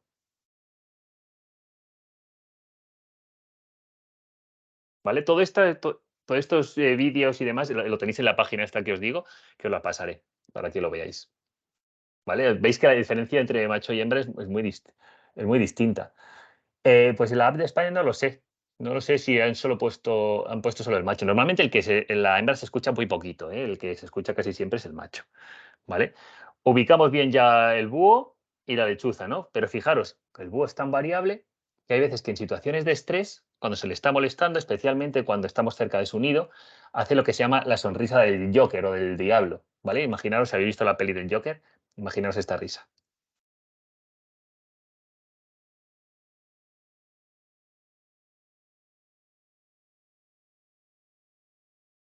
Lo pongo otra vez. Eso también es un búho real. Lo hace muy poquitas veces y ya os digo, solo cuando se le molesta y estamos muy, muy, muy cerca del nido. O sea, cosa que deberíamos evitar. ¿Vale? Esa es seguro que se os ha quedado con lo del Joker. A mí se me quedó estupendo cuando me lo contaron. ¿Vale? Entonces, genial. Lechuza, búho real, hechos. Vamos a por el búho chico, el hermano pequeño o el primo pequeño del búho real. Se le llama en inglés el búho de orejas largas, ¿vale? Porque tiene esas típicas orejas o cejas que también ponen hacia arriba cuando se sienten estresados o se sienten molestados. Normalmente, si están durmiendo tranquilamente, las suelen tener hacia abajo. Disco facial de tono anaranjado, con unos ojos amarillos y unas. Quizá algo delgado, ¿vale? El sonido es extremadamente similar al búho real, pero ¿os acordáis que en el búho real os decía que era bisilábico, que hacía Se veía perfectamente en el sonograma que tenía como 2 sílabas. Fijaros cómo es el búho chico.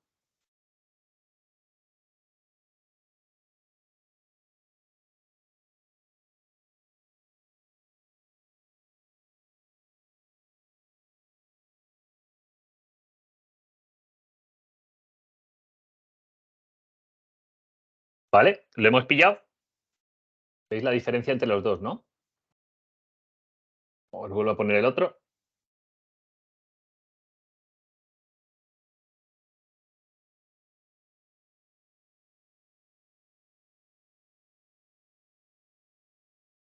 Dos sílabas, una sílaba. Este también es muy variable. Este también tiene distintos cantos, ¿vale? Pues cuando hablamos de un pollito, por ejemplo, a ver si canta ahora. Ahí canta, espera, este es mejor. Ahí está. Este sería un pollito.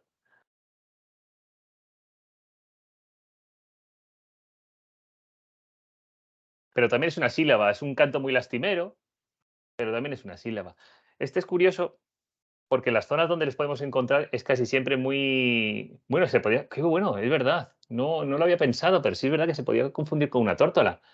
Sí, sí, pero no, las tórtolas no cantan no cantan por la noche, ¿vale? Pero es muy buena esa. No, fíjate, no lo había pensado nunca. En el caso de los búhos chicos los vamos a encontrar casi siempre en bosques, o los que llaman los bosques isla, es decir, zonas donde no haya ningún bosque y ningún árbol, pero de repente haya como 7, 10, 20 árboles en un pequeño bosquecillo. Ahí les encanta criar. ¿Por qué? Porque ahí se van a ocultar a poder criar, a poder poner el nido y ya van a cazar en los campos cercanos. ¿Vale? Entonces, bueno.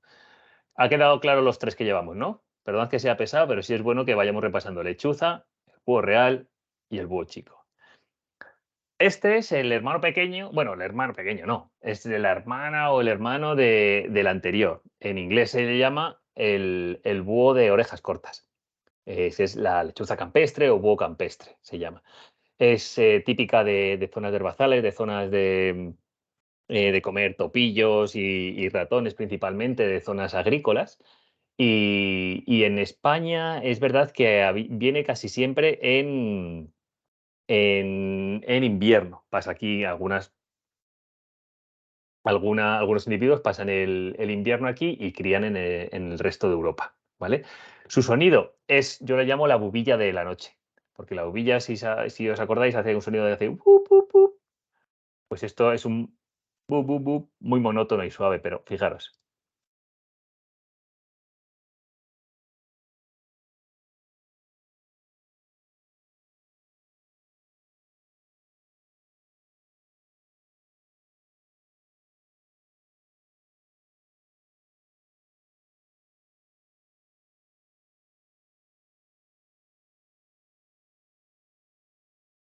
¿Qué os parece? Fácil, ¿no? Este sí que es fácil. En cuanto a la apariencia, es disco facial muy redondeado, muy redondeado, los ojos amarillos, muy saturado, muy penetrante, y cuando vuelan, si les vemos volar durante el día o con luz solar, lo que vamos a ver es que son muy blanquitas, con unas manchas carpales, que son estas que tenéis en el codo, lo veis volando ahí en la foto de abajo, de color negro, ¿vale? Pero son bastante blanquitas, aunque veis aquí que es anaranjado, pero son muy blanquitas, ¿vale? Nos metemos ya en zonas boscosas y dejamos de lado las zonas más agrícolas con los búhos chicos bueno, búhos chicos son de bosques y islas rodeando a zonas campestres, a zonas agrícolas. La lechuza o el búho campestre es de zonas agrícolas. Y vamos a unas zonas más forestales. Nos metemos ya con el cárabo. El cárabo tiene otro canto que es extremadamente difícil de confundir, es exclusivo, muy característico, identificativo y que, bueno, si lo conseguimos ver, que este sí se puede llegar a ver, vemos que es de un color rojizo, aunque tiene una variabilidad, puede ser incluso un poco grisáceo, pero lo que más nos va a llamar la atención son esos ojos totalmente negros, ¿vale? El cárabo común, el cárabo europeo, es eso, rechoncho, sin cejas como tienen, o orejas que tienen los búhos chicos y el búho real, y el canto es algo muy característico, escuchad.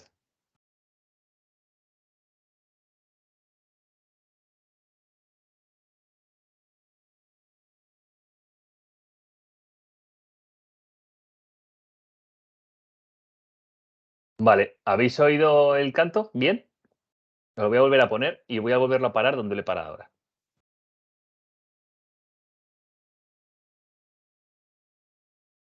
Ulular. Este también da tela de miedo cuando me ha pasado alguna vez, que yo de repente he dicho, ostras, ¿qué es eso? Y luego ya dices, ah, vale, es un cárabo, pero da un poquito de canguelillo, ¿eh?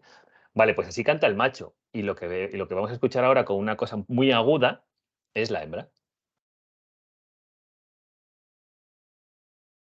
Eso, ¿lo habéis escuchado? La hembra, el macho,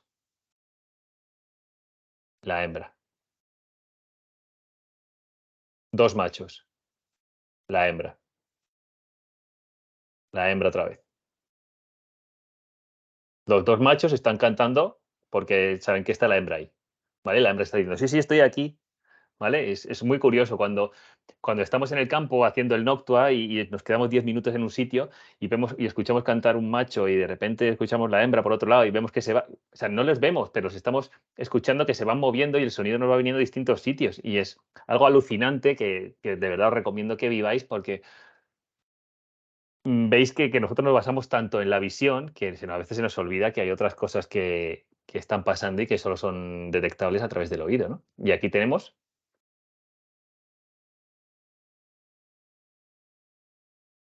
¿qué es esto?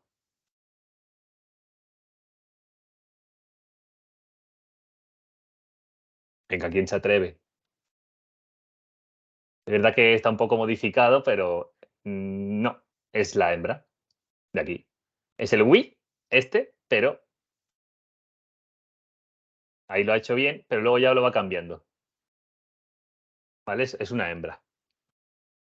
Como veis, a ver, cuando os pongo otros cantos, son el 5%, son cantos raretes, que por si acaso escucháis, pero en general, si os va a escuchar el macho como lo habéis escuchado aquí, y la hembra, como la escucháis aquí, en el,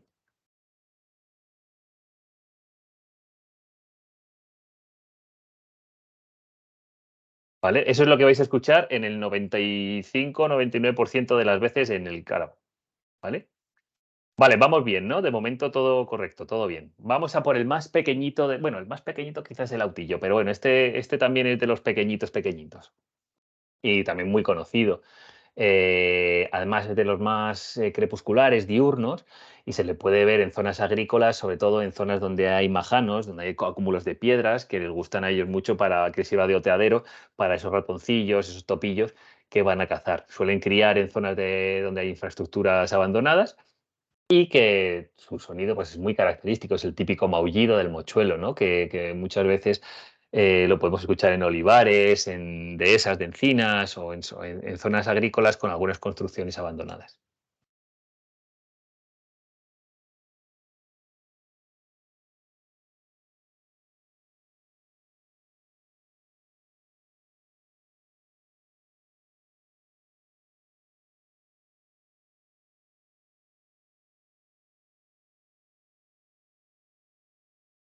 ¿Qué os parece? ¿Fácil? A veces lo confundimos con un gato, pues bueno, porque es un maullido, ¿vale? Muy facilito, todo bien. Vamos con otro que es todavía más fácil, si cabe, que es el autillo. Este sí que es el más pequeño de nuestras rapaces nocturnas y también tiene una variabilidad de coloración, puede ser gris o puede ser incluso rojiza. Eh, cuando está estresado se pone muy recto con las orejas para arriba o las cejas para arriba y entonces parece una rama y a veces es difícil de ver. Y el sonido es tan fácil que a veces hay gente que lo ha confundido, que le recuerda incluso cuando los camiones grandes van hacia atrás, los autobuses, fijaros.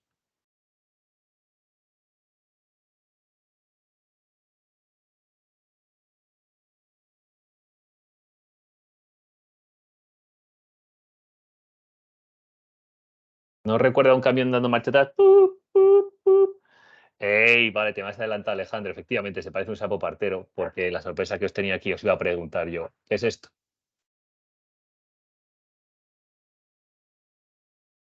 Es un coro de sapos parteros, que muchas veces te los encuentras a los dos en el mismo punto. Fijaros, si yo pongo los dos a la vez, ahí tenéis una mezcla de autillo y sapo partero.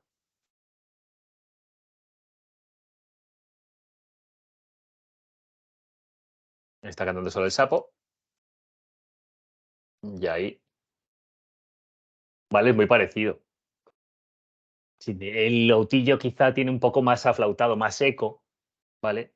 En el caso del sapo es más, tiene más, es mucho más cortante.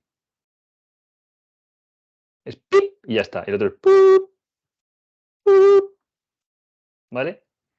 ¿Veis que esto es al final es fácil? Cuando te pones a estudiártelos es fácil. Vamos con otro ya súper fácil. Dejamos las rapaces nocturnas y nos ponemos con los chotacabras. Son dos aves muy relacionadas con zonas agrícolas que comen insectos al vuelo. Confían muchísimo en su plumaje críptico y son las dos migratorias. Vienen a criar en primavera-verano y nos la vamos a encontrar muchas veces en zonas donde estén iluminadas. ¿Por qué? Porque esas zonas atraen a los insectos y ellas van detrás de los insectos.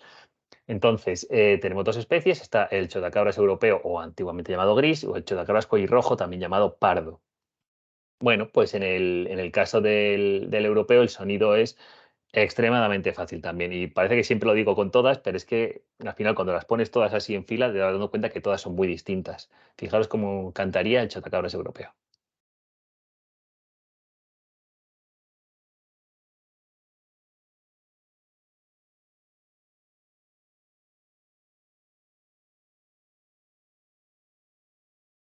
¿Qué os parece? Y es así todo el rato. Este sí que no tiene variación.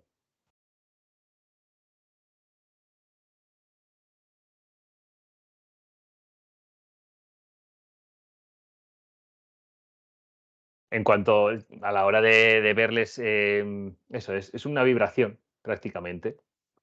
Cuando a la hora de verles en vuelo, lo que vamos a ver es una especie de, mira, muy parecido, en cuanto a las siluetas, extremadamente parecidas en el caso de los chotacabras collirrojos, muy parecidas, pero en el caso de los chotacabras grises, solo los machos tienen estas marquitas blancas, las hembras no las tienen, ¿vale? Es eso, más grisáceo que el collirrojo, ¿vale? Acordaros, una vibración. ¿El autillo es residente todo el año o solo o con mayor frecuencia en verano? Solo con mayor frecuencia en verano, pero podemos encontrar autillos, pues este año yo creo que hemos estado escuchando autillos hasta noviembre. Cuando hablo de hemos estado en, pues amigos, en parques urbanos, en el centro, en Madrid. Pero vamos, que en el sur me estoy seguro de que los tienes todo el año con total seguridad. Total seguridad. ¿Vale?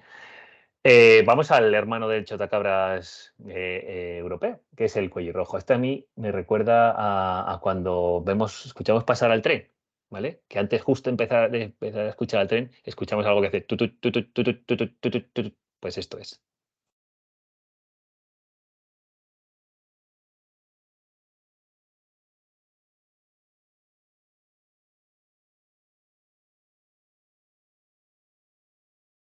Nos recuerda a un tren cuando justo va a pasar, que suena así, la catenaria y todo.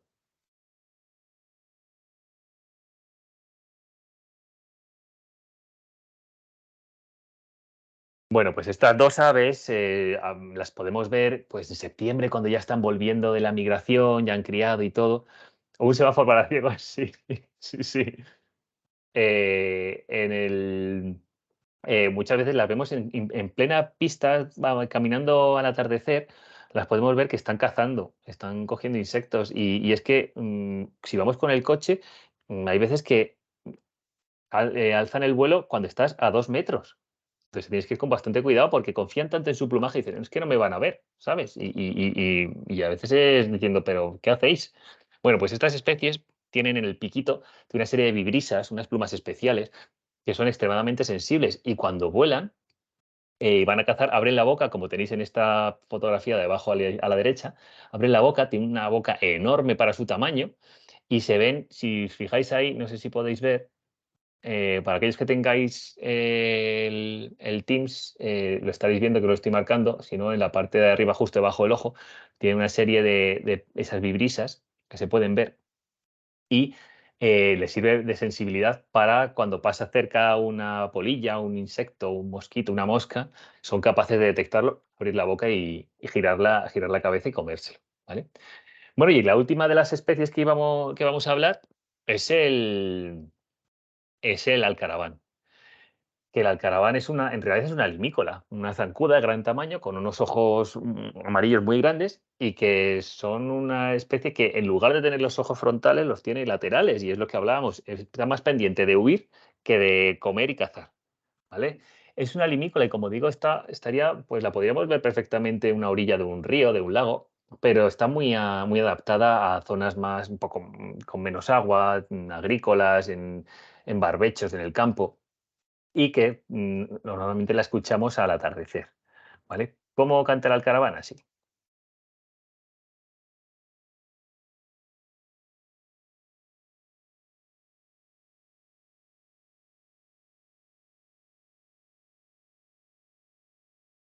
Esto no suena a búho, ¿a que no? Igual que si no suena a búho, ya solo pueden ser o los dos chotacabras o la alcaraván. Y los dos chotacabras están clarísimos. Uno es el del ruido rrrr, y otro es el de tutut, tutut, tutut, tutut, tutut. Y esto tiene algo más elaborado, ¿no? Tiene más sílabas y parece más un chillido. Pues bueno, pues ya sabemos identificar también el alcaraván, ¿vale? Y ahora pasamos, después de las aves, a los grillos y los grillotopos. Que diréis, ahora me voy a poner con los grillos y los grillotopos, pero todo el mundo sabe hacer un grillo, ¿no? ¿Cómo hace el grillo? Pues cri, cri. Pues el grillo hace cri, cri.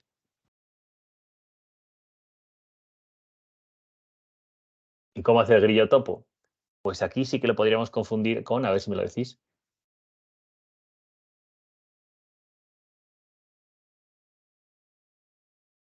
¿Con qué lo podríamos confundir de las aves que hemos visto? Bueno, es una chicharra con el chotacabras, efectivamente, con el chotacabras. Pero es mucho más agudo, ¿verdad? ¿Vale? Y este sería el otro. ¿Vale? Muy, muy fácil, como veis, muy, muy fácil. Y aunque bueno, aunque ahora hemos visto muy individualizados los sonidos, es verdad que en algunos se nos colaban pues si era un macho o una hembra, o a veces se nos colaban otras especies, pero claro, fijaros, si escuchamos esto en una estación de observación y escucha,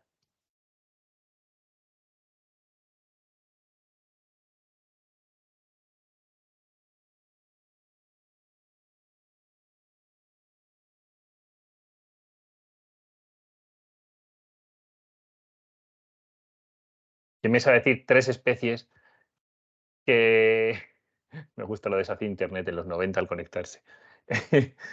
¿Qué me suele decir? ¿Qué me puede decir en estos 15 primeros segundos 3 especies que está escuchando aquí?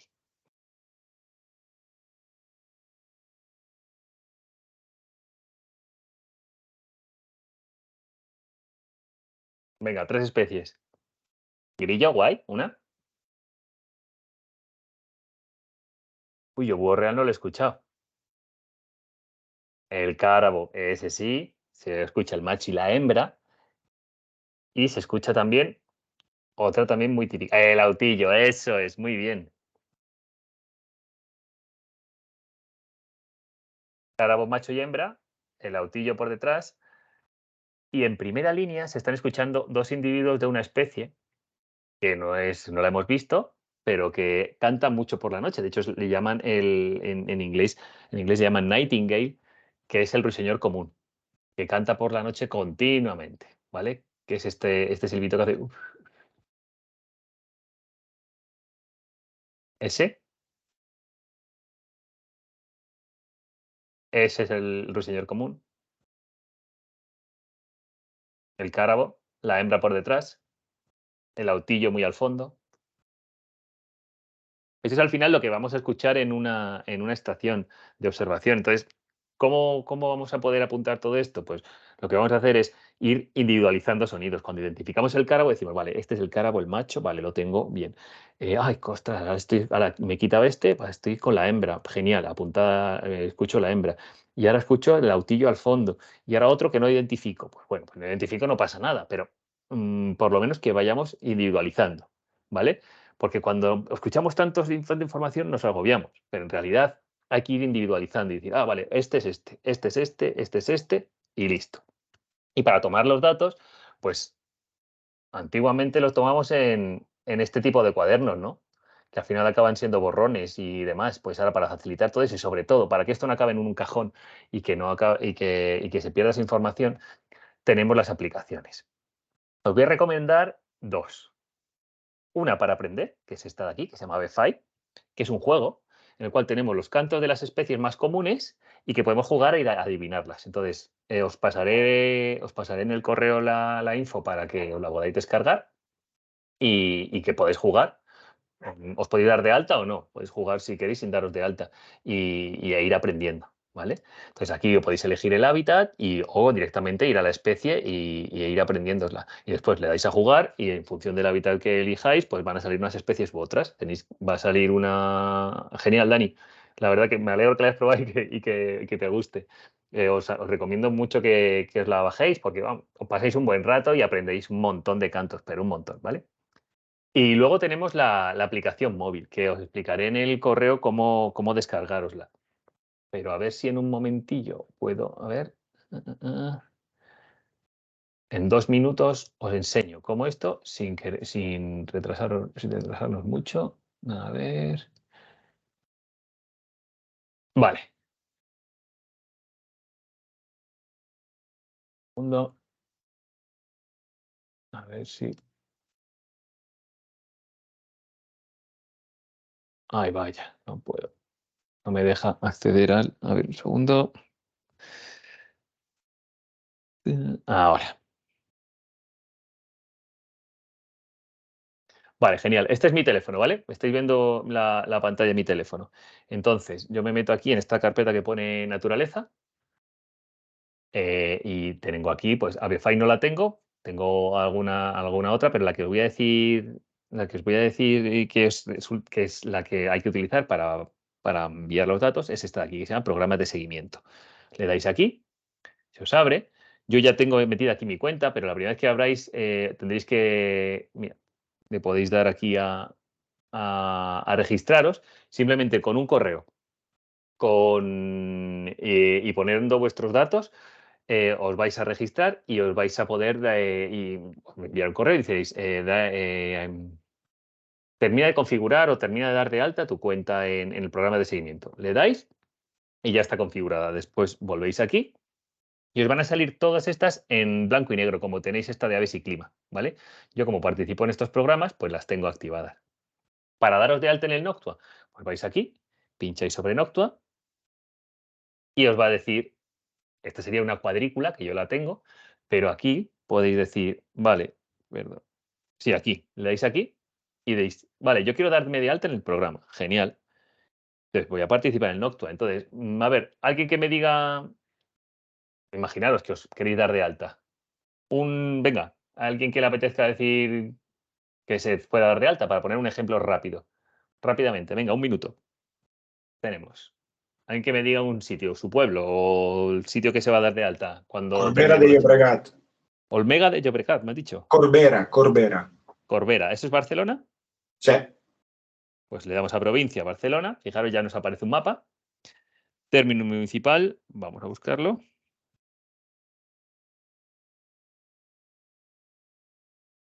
Corbera de Llobregat, aquí está. Pinchamos sobre ello, ¿vale? Y entonces vemos que en el municipio de Corbera de Llobregat, aquí aparecen varias cuadrículas. ¿Veis aquí que pone DF009, DF1090, DF0080, DF1080? Entonces, aquí ya sí que quien me ha dicho Corbera me tiene que decir 80. La 0080. 0080, ¿no? Pues entonces Sí. le daríamos a esta, ¿vale? O sea, bueno, le daríamos. Bueno, está dividida Corbera entre 80 y la Y diamante. 1080, ¿no? Sí. Vale. Entonces, en función de donde tú quieras participar, pues le darías a una u otra. Entonces dices, vale, pues yo quiero la DF0080 porque me conozco mejor o porque creo que ahí pues me van a salir bichos más chulos. Entonces le daríamos ahí a seleccionar una cuadrícula y decimos, vale, pues la DF080, ¿vale? Que sería esta, ¿vale? La 08. Pinchamos ahí y le damos a solicitar, ¿vale? Ahora no le voy a dar yo, bueno, venga, le doy y luego ya hablo con mis compañeros. ¿Ves? Entonces aquí te dice confirmar. ¿Deseas solicitar participar en la cuadrícula tal? Entonces tú le darías a aceptar. ¡Pam! Y ya está. Ya está. ¿Vale? Y no tendrías que hacer nada más. Y ya simplemente nos iríamos aquí. Imaginaros que esta cuadrícula, o sea, te saldría aquí como DF08, ¿vale? Y te saldrían estos simbolitos, que ahora veremos lo que son. Vamos a ver qué dicen en el chat. Dice, entonces me dice, pero es imposible completar el registro. Me dice que pongo un código de 6 dígitos y el que me mandan es de 5. Vale, Javier, si puedes, porfi, envíame eso a tu duda, contestándome si quieres al correo que envío mañana, ¿vale? Y lo comento con mis compañeros, a ver si te pueden ayudar, ¿vale? Y así, por lo menos para que puedas colaborar, ¿vale? En esto. Vale, entonces, una vez tenemos ya la cuadrícula, imaginaros que esta es la que hemos dicho de Corbera, pero es otra que yo tengo en mi zona. Entonces, tenemos la opción, por un lado, si queremos participar directamente, que va a ser la primera vez, vamos a darle aquí, al lápiz. ¿Vale? Le daremos aquí y nos dice, vale, la primera visita es del 1 de diciembre al que nos recuerda cuándo son las visitas. En esta época, ahora mismo estamos en esta fecha. Entonces, tenemos que hacer la primera visita, le daremos a 1. Y nos dice, ¿quieres asegurarte? Pues si queréis aseguraros por lo que pudiera pasaros y demás, si sepáis que asociado a vuestra participación tenéis el derecho a estar asegurados. Entonces podréis salir vuestro DNI o podéis elegir directamente darle a cerrar y no participar. ¿Vale? O sea, y no estar asegurados. Entonces, esto te ubica, a mí me ubica dentro de la ciudad donde vivo, pues me ubica ahí y me dice, vale, registra el tipo de hábitat. Pues imaginaros que yo lo estoy haciendo aquí en un medio urbanizado, o que si fuera agrícola, lo que fuera. Es un medio humanizado, en el cual es una ciudad general, el cual el hábitat 3 me dice, ¿hay un 5 al 40% de arbolado o hay más de 40%? Pues no, mira, hay un 5 incluso menos. Y en el último, el 4, el tipo de hábitat, me dice, ¿hay matorrales? Digo, pues no hay nada de matorrales aquí. Y le daría aquí, ¿vale? Ya le daría a guardar, pincharía sobre guardar, podemos poner la temperatura, ¿vale? ¿Qué hace? Que también va a influir. Y una vez le demos a guardar, vamos a decir, le vamos a dar a comenzar. En el momento que le demos a comenzar, ¡plac!, la cuenta atrás se pone en marcha. ¿Vale? 9, tal. Entonces nosotros estamos callados y estamos escuchando. Y vamos apuntando aquí. Le vamos a dar, he escuchado un cárabo. Pues entonces le vamos aquí a dar búsqueda, vamos a poner cárabo. Pues cárabo. ¿Cuántos hemos escuchado? Si le damos al 0 directamente, nos pone 1. Si hemos escuchado 4 y no queremos darle 4 veces al 0, perdón, al numerito, ¿vale? Podemos darle a la calculadora y decir, yo ya tengo 4, ¿vale?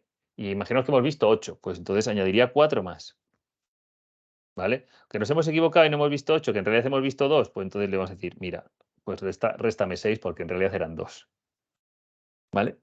Y ya estaría. ¿Qué hemos visto? Un mochuelo. Pues lo mismo. Tenemos aquí, metemos mochuelo europeo. ¿Vale? Hemos visto uno.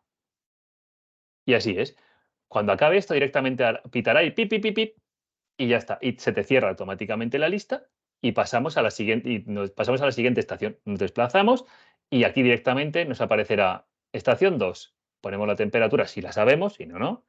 Y aquí que ponga, y ahí donde pone pausa pondrá comenzar. Y ya está. Simplemente es eso. ¿Vale? Yo ahora voy a quitar esto porque como no lo vamos a entregar, no lo vamos a enviar, pues nada. Vale, ¿nos ha quedado claro? Entonces, luego aquí podríamos ver, en mi caso, si yo hubiera participado en más años, aquí abajo pondría los años en los que he participado y el número de especies y ejemplares de cada una de ellas que hemos visto. Y aquí lo que tendríamos es el lugar donde tenemos las estaciones de observación. ¿Vale? Una vez la hagamos la primera vez, nos van a salir ya siempre. Es lo mismo, fijaros, si yo me voy aquí a Home y os enseño el Sacre, que es el que tengo más, fijaros lo que nos va a salir. A ver si me lo carga. Vale. ¿Veis? Aquí ya me sale la cuadrícula y aquí tengo todas las estaciones de observación. En el Sacre son 20 estaciones. ¿Vale? Entonces, bueno, pues aquí tengo yo, es lo que os comentaba antes, que yo de aquí para abajo es Madrid y aquí pasa unas montañas. Entonces yo lo tengo todo aquí metido, en esta zona de aquí. ¿Vale? Bueno, ¿nos ha quedado todo esto claro? ¿Todo bien? ¿Todo hasta aquí? Ya no me quiero extender mucho más, que ya me he pasado, ya son casi las 8. No quiero molestaros mucho más y vamos a ver, a terminar la presentación. Sí, eso es, cuando subamos la presentación lo podéis volver a recuperar. En cualquier caso, solamente añadir que gracias a que si lo hacéis a través de la aplicación, se pueden estandarizar la obtención de datos, lo que va a ser mucho más fácil para la hora de analizar. Veis aquí que las personas voluntarias a la izquierda pues van a ir acumulando esos datos que se van a pasar a través de un análisis que se llama Statistic Netherlands, y eso es a través de unos índices europeos que van a dar lugar a una serie de publicaciones y análisis de datos que van a permitir analizar el hábitat y las especies. Eso va a posibilitar que sepamos si unas especies tienen un incremento de población, un declive moderado, si los hábitats van mejorando, van empeorando, si las especies van bien, van mal. Para que os hagáis una idea, esta es la cobertura. Estas son todas las cuadrículas en toda España que tienen participación. Fijaros el gran salto que se dio en 2005-2006, que se cambió un poquito la metodología, se facilitó. Y ahora actualmente pues están en torno a unas 400, 500 cuadrículas en las que se participa. Cuanto más participemos, más cuadrículas cubriremos y mejores resultados o más fiables estarán. Actualmente, pues bueno, fijaros, vemos que, por ejemplo, el búho real es el que mejor va, está como un tiro para arriba, a tope, y los otros, pues bueno, se van manteniendo. Alguno va cayendo en función del año y sobre todo aquellas especies que son más agrícolas va a variar mucho la utilidad o el uso que se le dé a esas zonas agrícolas, ¿vale? Y nada más, perdonad que me haya extendido. La próxima vez digo que son 2 horas, pero tampoco quería yo apabullar. Entonces, bueno, si tenéis alguna pregunta es un buen momento para hacerlo ahora. Si no, ya sabéis que cuando se escriba me podéis preguntar contestando ese correo y, y lo vamos viendo. Me pregunta Cataísa, ¿nos podrías explicar cuándo pueden las diferencias entre colonia, dormidero y territorio? Bueno, un territorio es un área de distribución que ocupa una especie. Un dormidero es una zona en particular, un punto en particular, que utiliza las especies para dormir, pasar la noche exclusivamente. Normalmente las especies son sociales a la hora de dormir. ¿Por qué? Porque se protegen. Entonces, en el momento que una salta la alarma, el resto, el efecto social hace que se proteja al grupo. ¿Vale?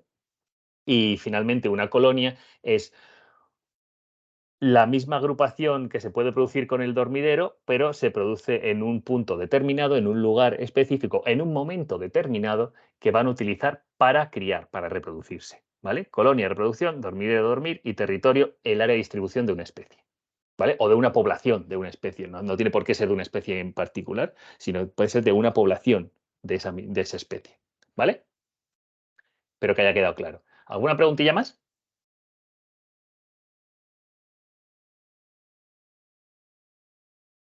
Nada más. Pues nada, un placer. Bueno, placer haber estado con vosotros, Dani. Mil gracias a todos por haber aguantado, casi los que hemos iniciado la charla. Jolín, bueno, pues eso, que estamos para lo que podáis necesitar aquí.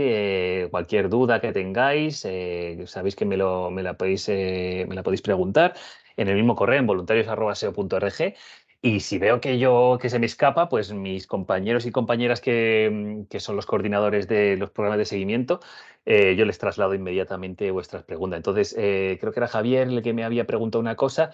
Cuando os mande el resumen de la sesión, si tienes interés, dímelo otra vez. Y igual fui yo el que no te contesté, te pido disculpas. Lo que hago es volvérselo a reenviar y que se pongan ellos en contacto contigo, ¿vale? Para subirlo a YouTube, normalmente esperamos hacer todas las sesiones y lo subimos todas juntas, pero probablemente intentemos subir antes, porque hay mucha gente que no ha podido asistir y que tiene mucho interés, y por lo menos para que pueda practicar este año. Es verdad que yo recomiendo que el primer año que recibís la información, que practiquéis, que veáis la aplicación, que aprendáis los cantos, que salgáis al campo, que os imaginéis que lo estáis haciendo, y al siguiente año, ¡pum!, ya empezar, ¿vale? Si os veis con las ganas y con los conocimientos, a tope. Pero primero, eso es, María Eugenia, practicar a tope, ¿vale? Y no os vengáis abajo porque, ay, me he confundido, no sé qué. No, bueno, pues de hecho hay aplicaciones que hablaremos, una que se llama Merlin, que podéis poner a grabar el móvil y os dice la especie que es. No lo utilicéis cuando estéis haciendo el muestreo, pero para practicar viene genial, ¿vale? Porque vais a grabar, os va a decir, no suele aceptar siempre, es lo malo, ¿vale? Entonces, es bueno que practiquéis con ella y que veáis más o menos, que veáis si os ha dicho, pues es un búho chico. Entonces vosotros miréis, vamos a ver el canto del búho chico. Vale, es este.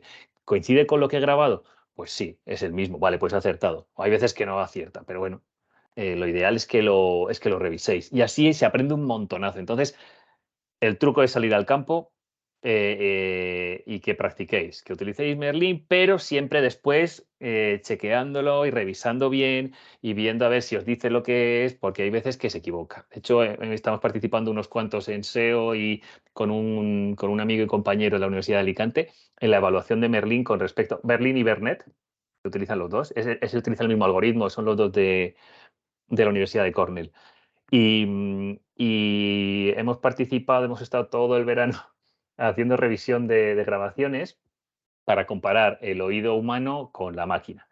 Y bueno, pues van a salir una serie de artículos científicos relacionados con eso, y el primero creo que iba a salir ya y nos dice que si bien es una aplicación que ayuda a entender y a mejorar, todavía le queda algo para que sea útil a la hora de evaluación o de, imaginaros, poner una grabación en un punto, pasarlo por un ordenador y que te diga todas las especies. Aún queda mucho que recorrer para eso, ¿vale? Pero bueno, el hecho de utilizarlo ayuda a que se mejore. Entonces, os animo a usarlo, pero siempre con cabeza y no diciendo, ay, esto me lo ha dicho Bernet, como si fuera un acto de fe, ¿vale? Nada más. Mil gracias. Disculpad por la hora, perdón. Y si queréis repasar o queréis volver a ver la presentación, sabéis que el 28 de febrero en principio la repetimos. Igual metemos alguna cosilla más para algunas dudas que tengáis si habéis practicado en este tiempo, pues sería genial poder contar con vuestra experiencia y que nos la contéis y ver qué podemos hacer para mejorarlo, ¿vale? Mil gracias. Nada más. Nos vemos en la próxima, que es el 10 de enero, sobre eBird, ¿vale? Que esa mola mucho. Muchísimas gracias a todos y a todas. Hasta pronto. Adiós.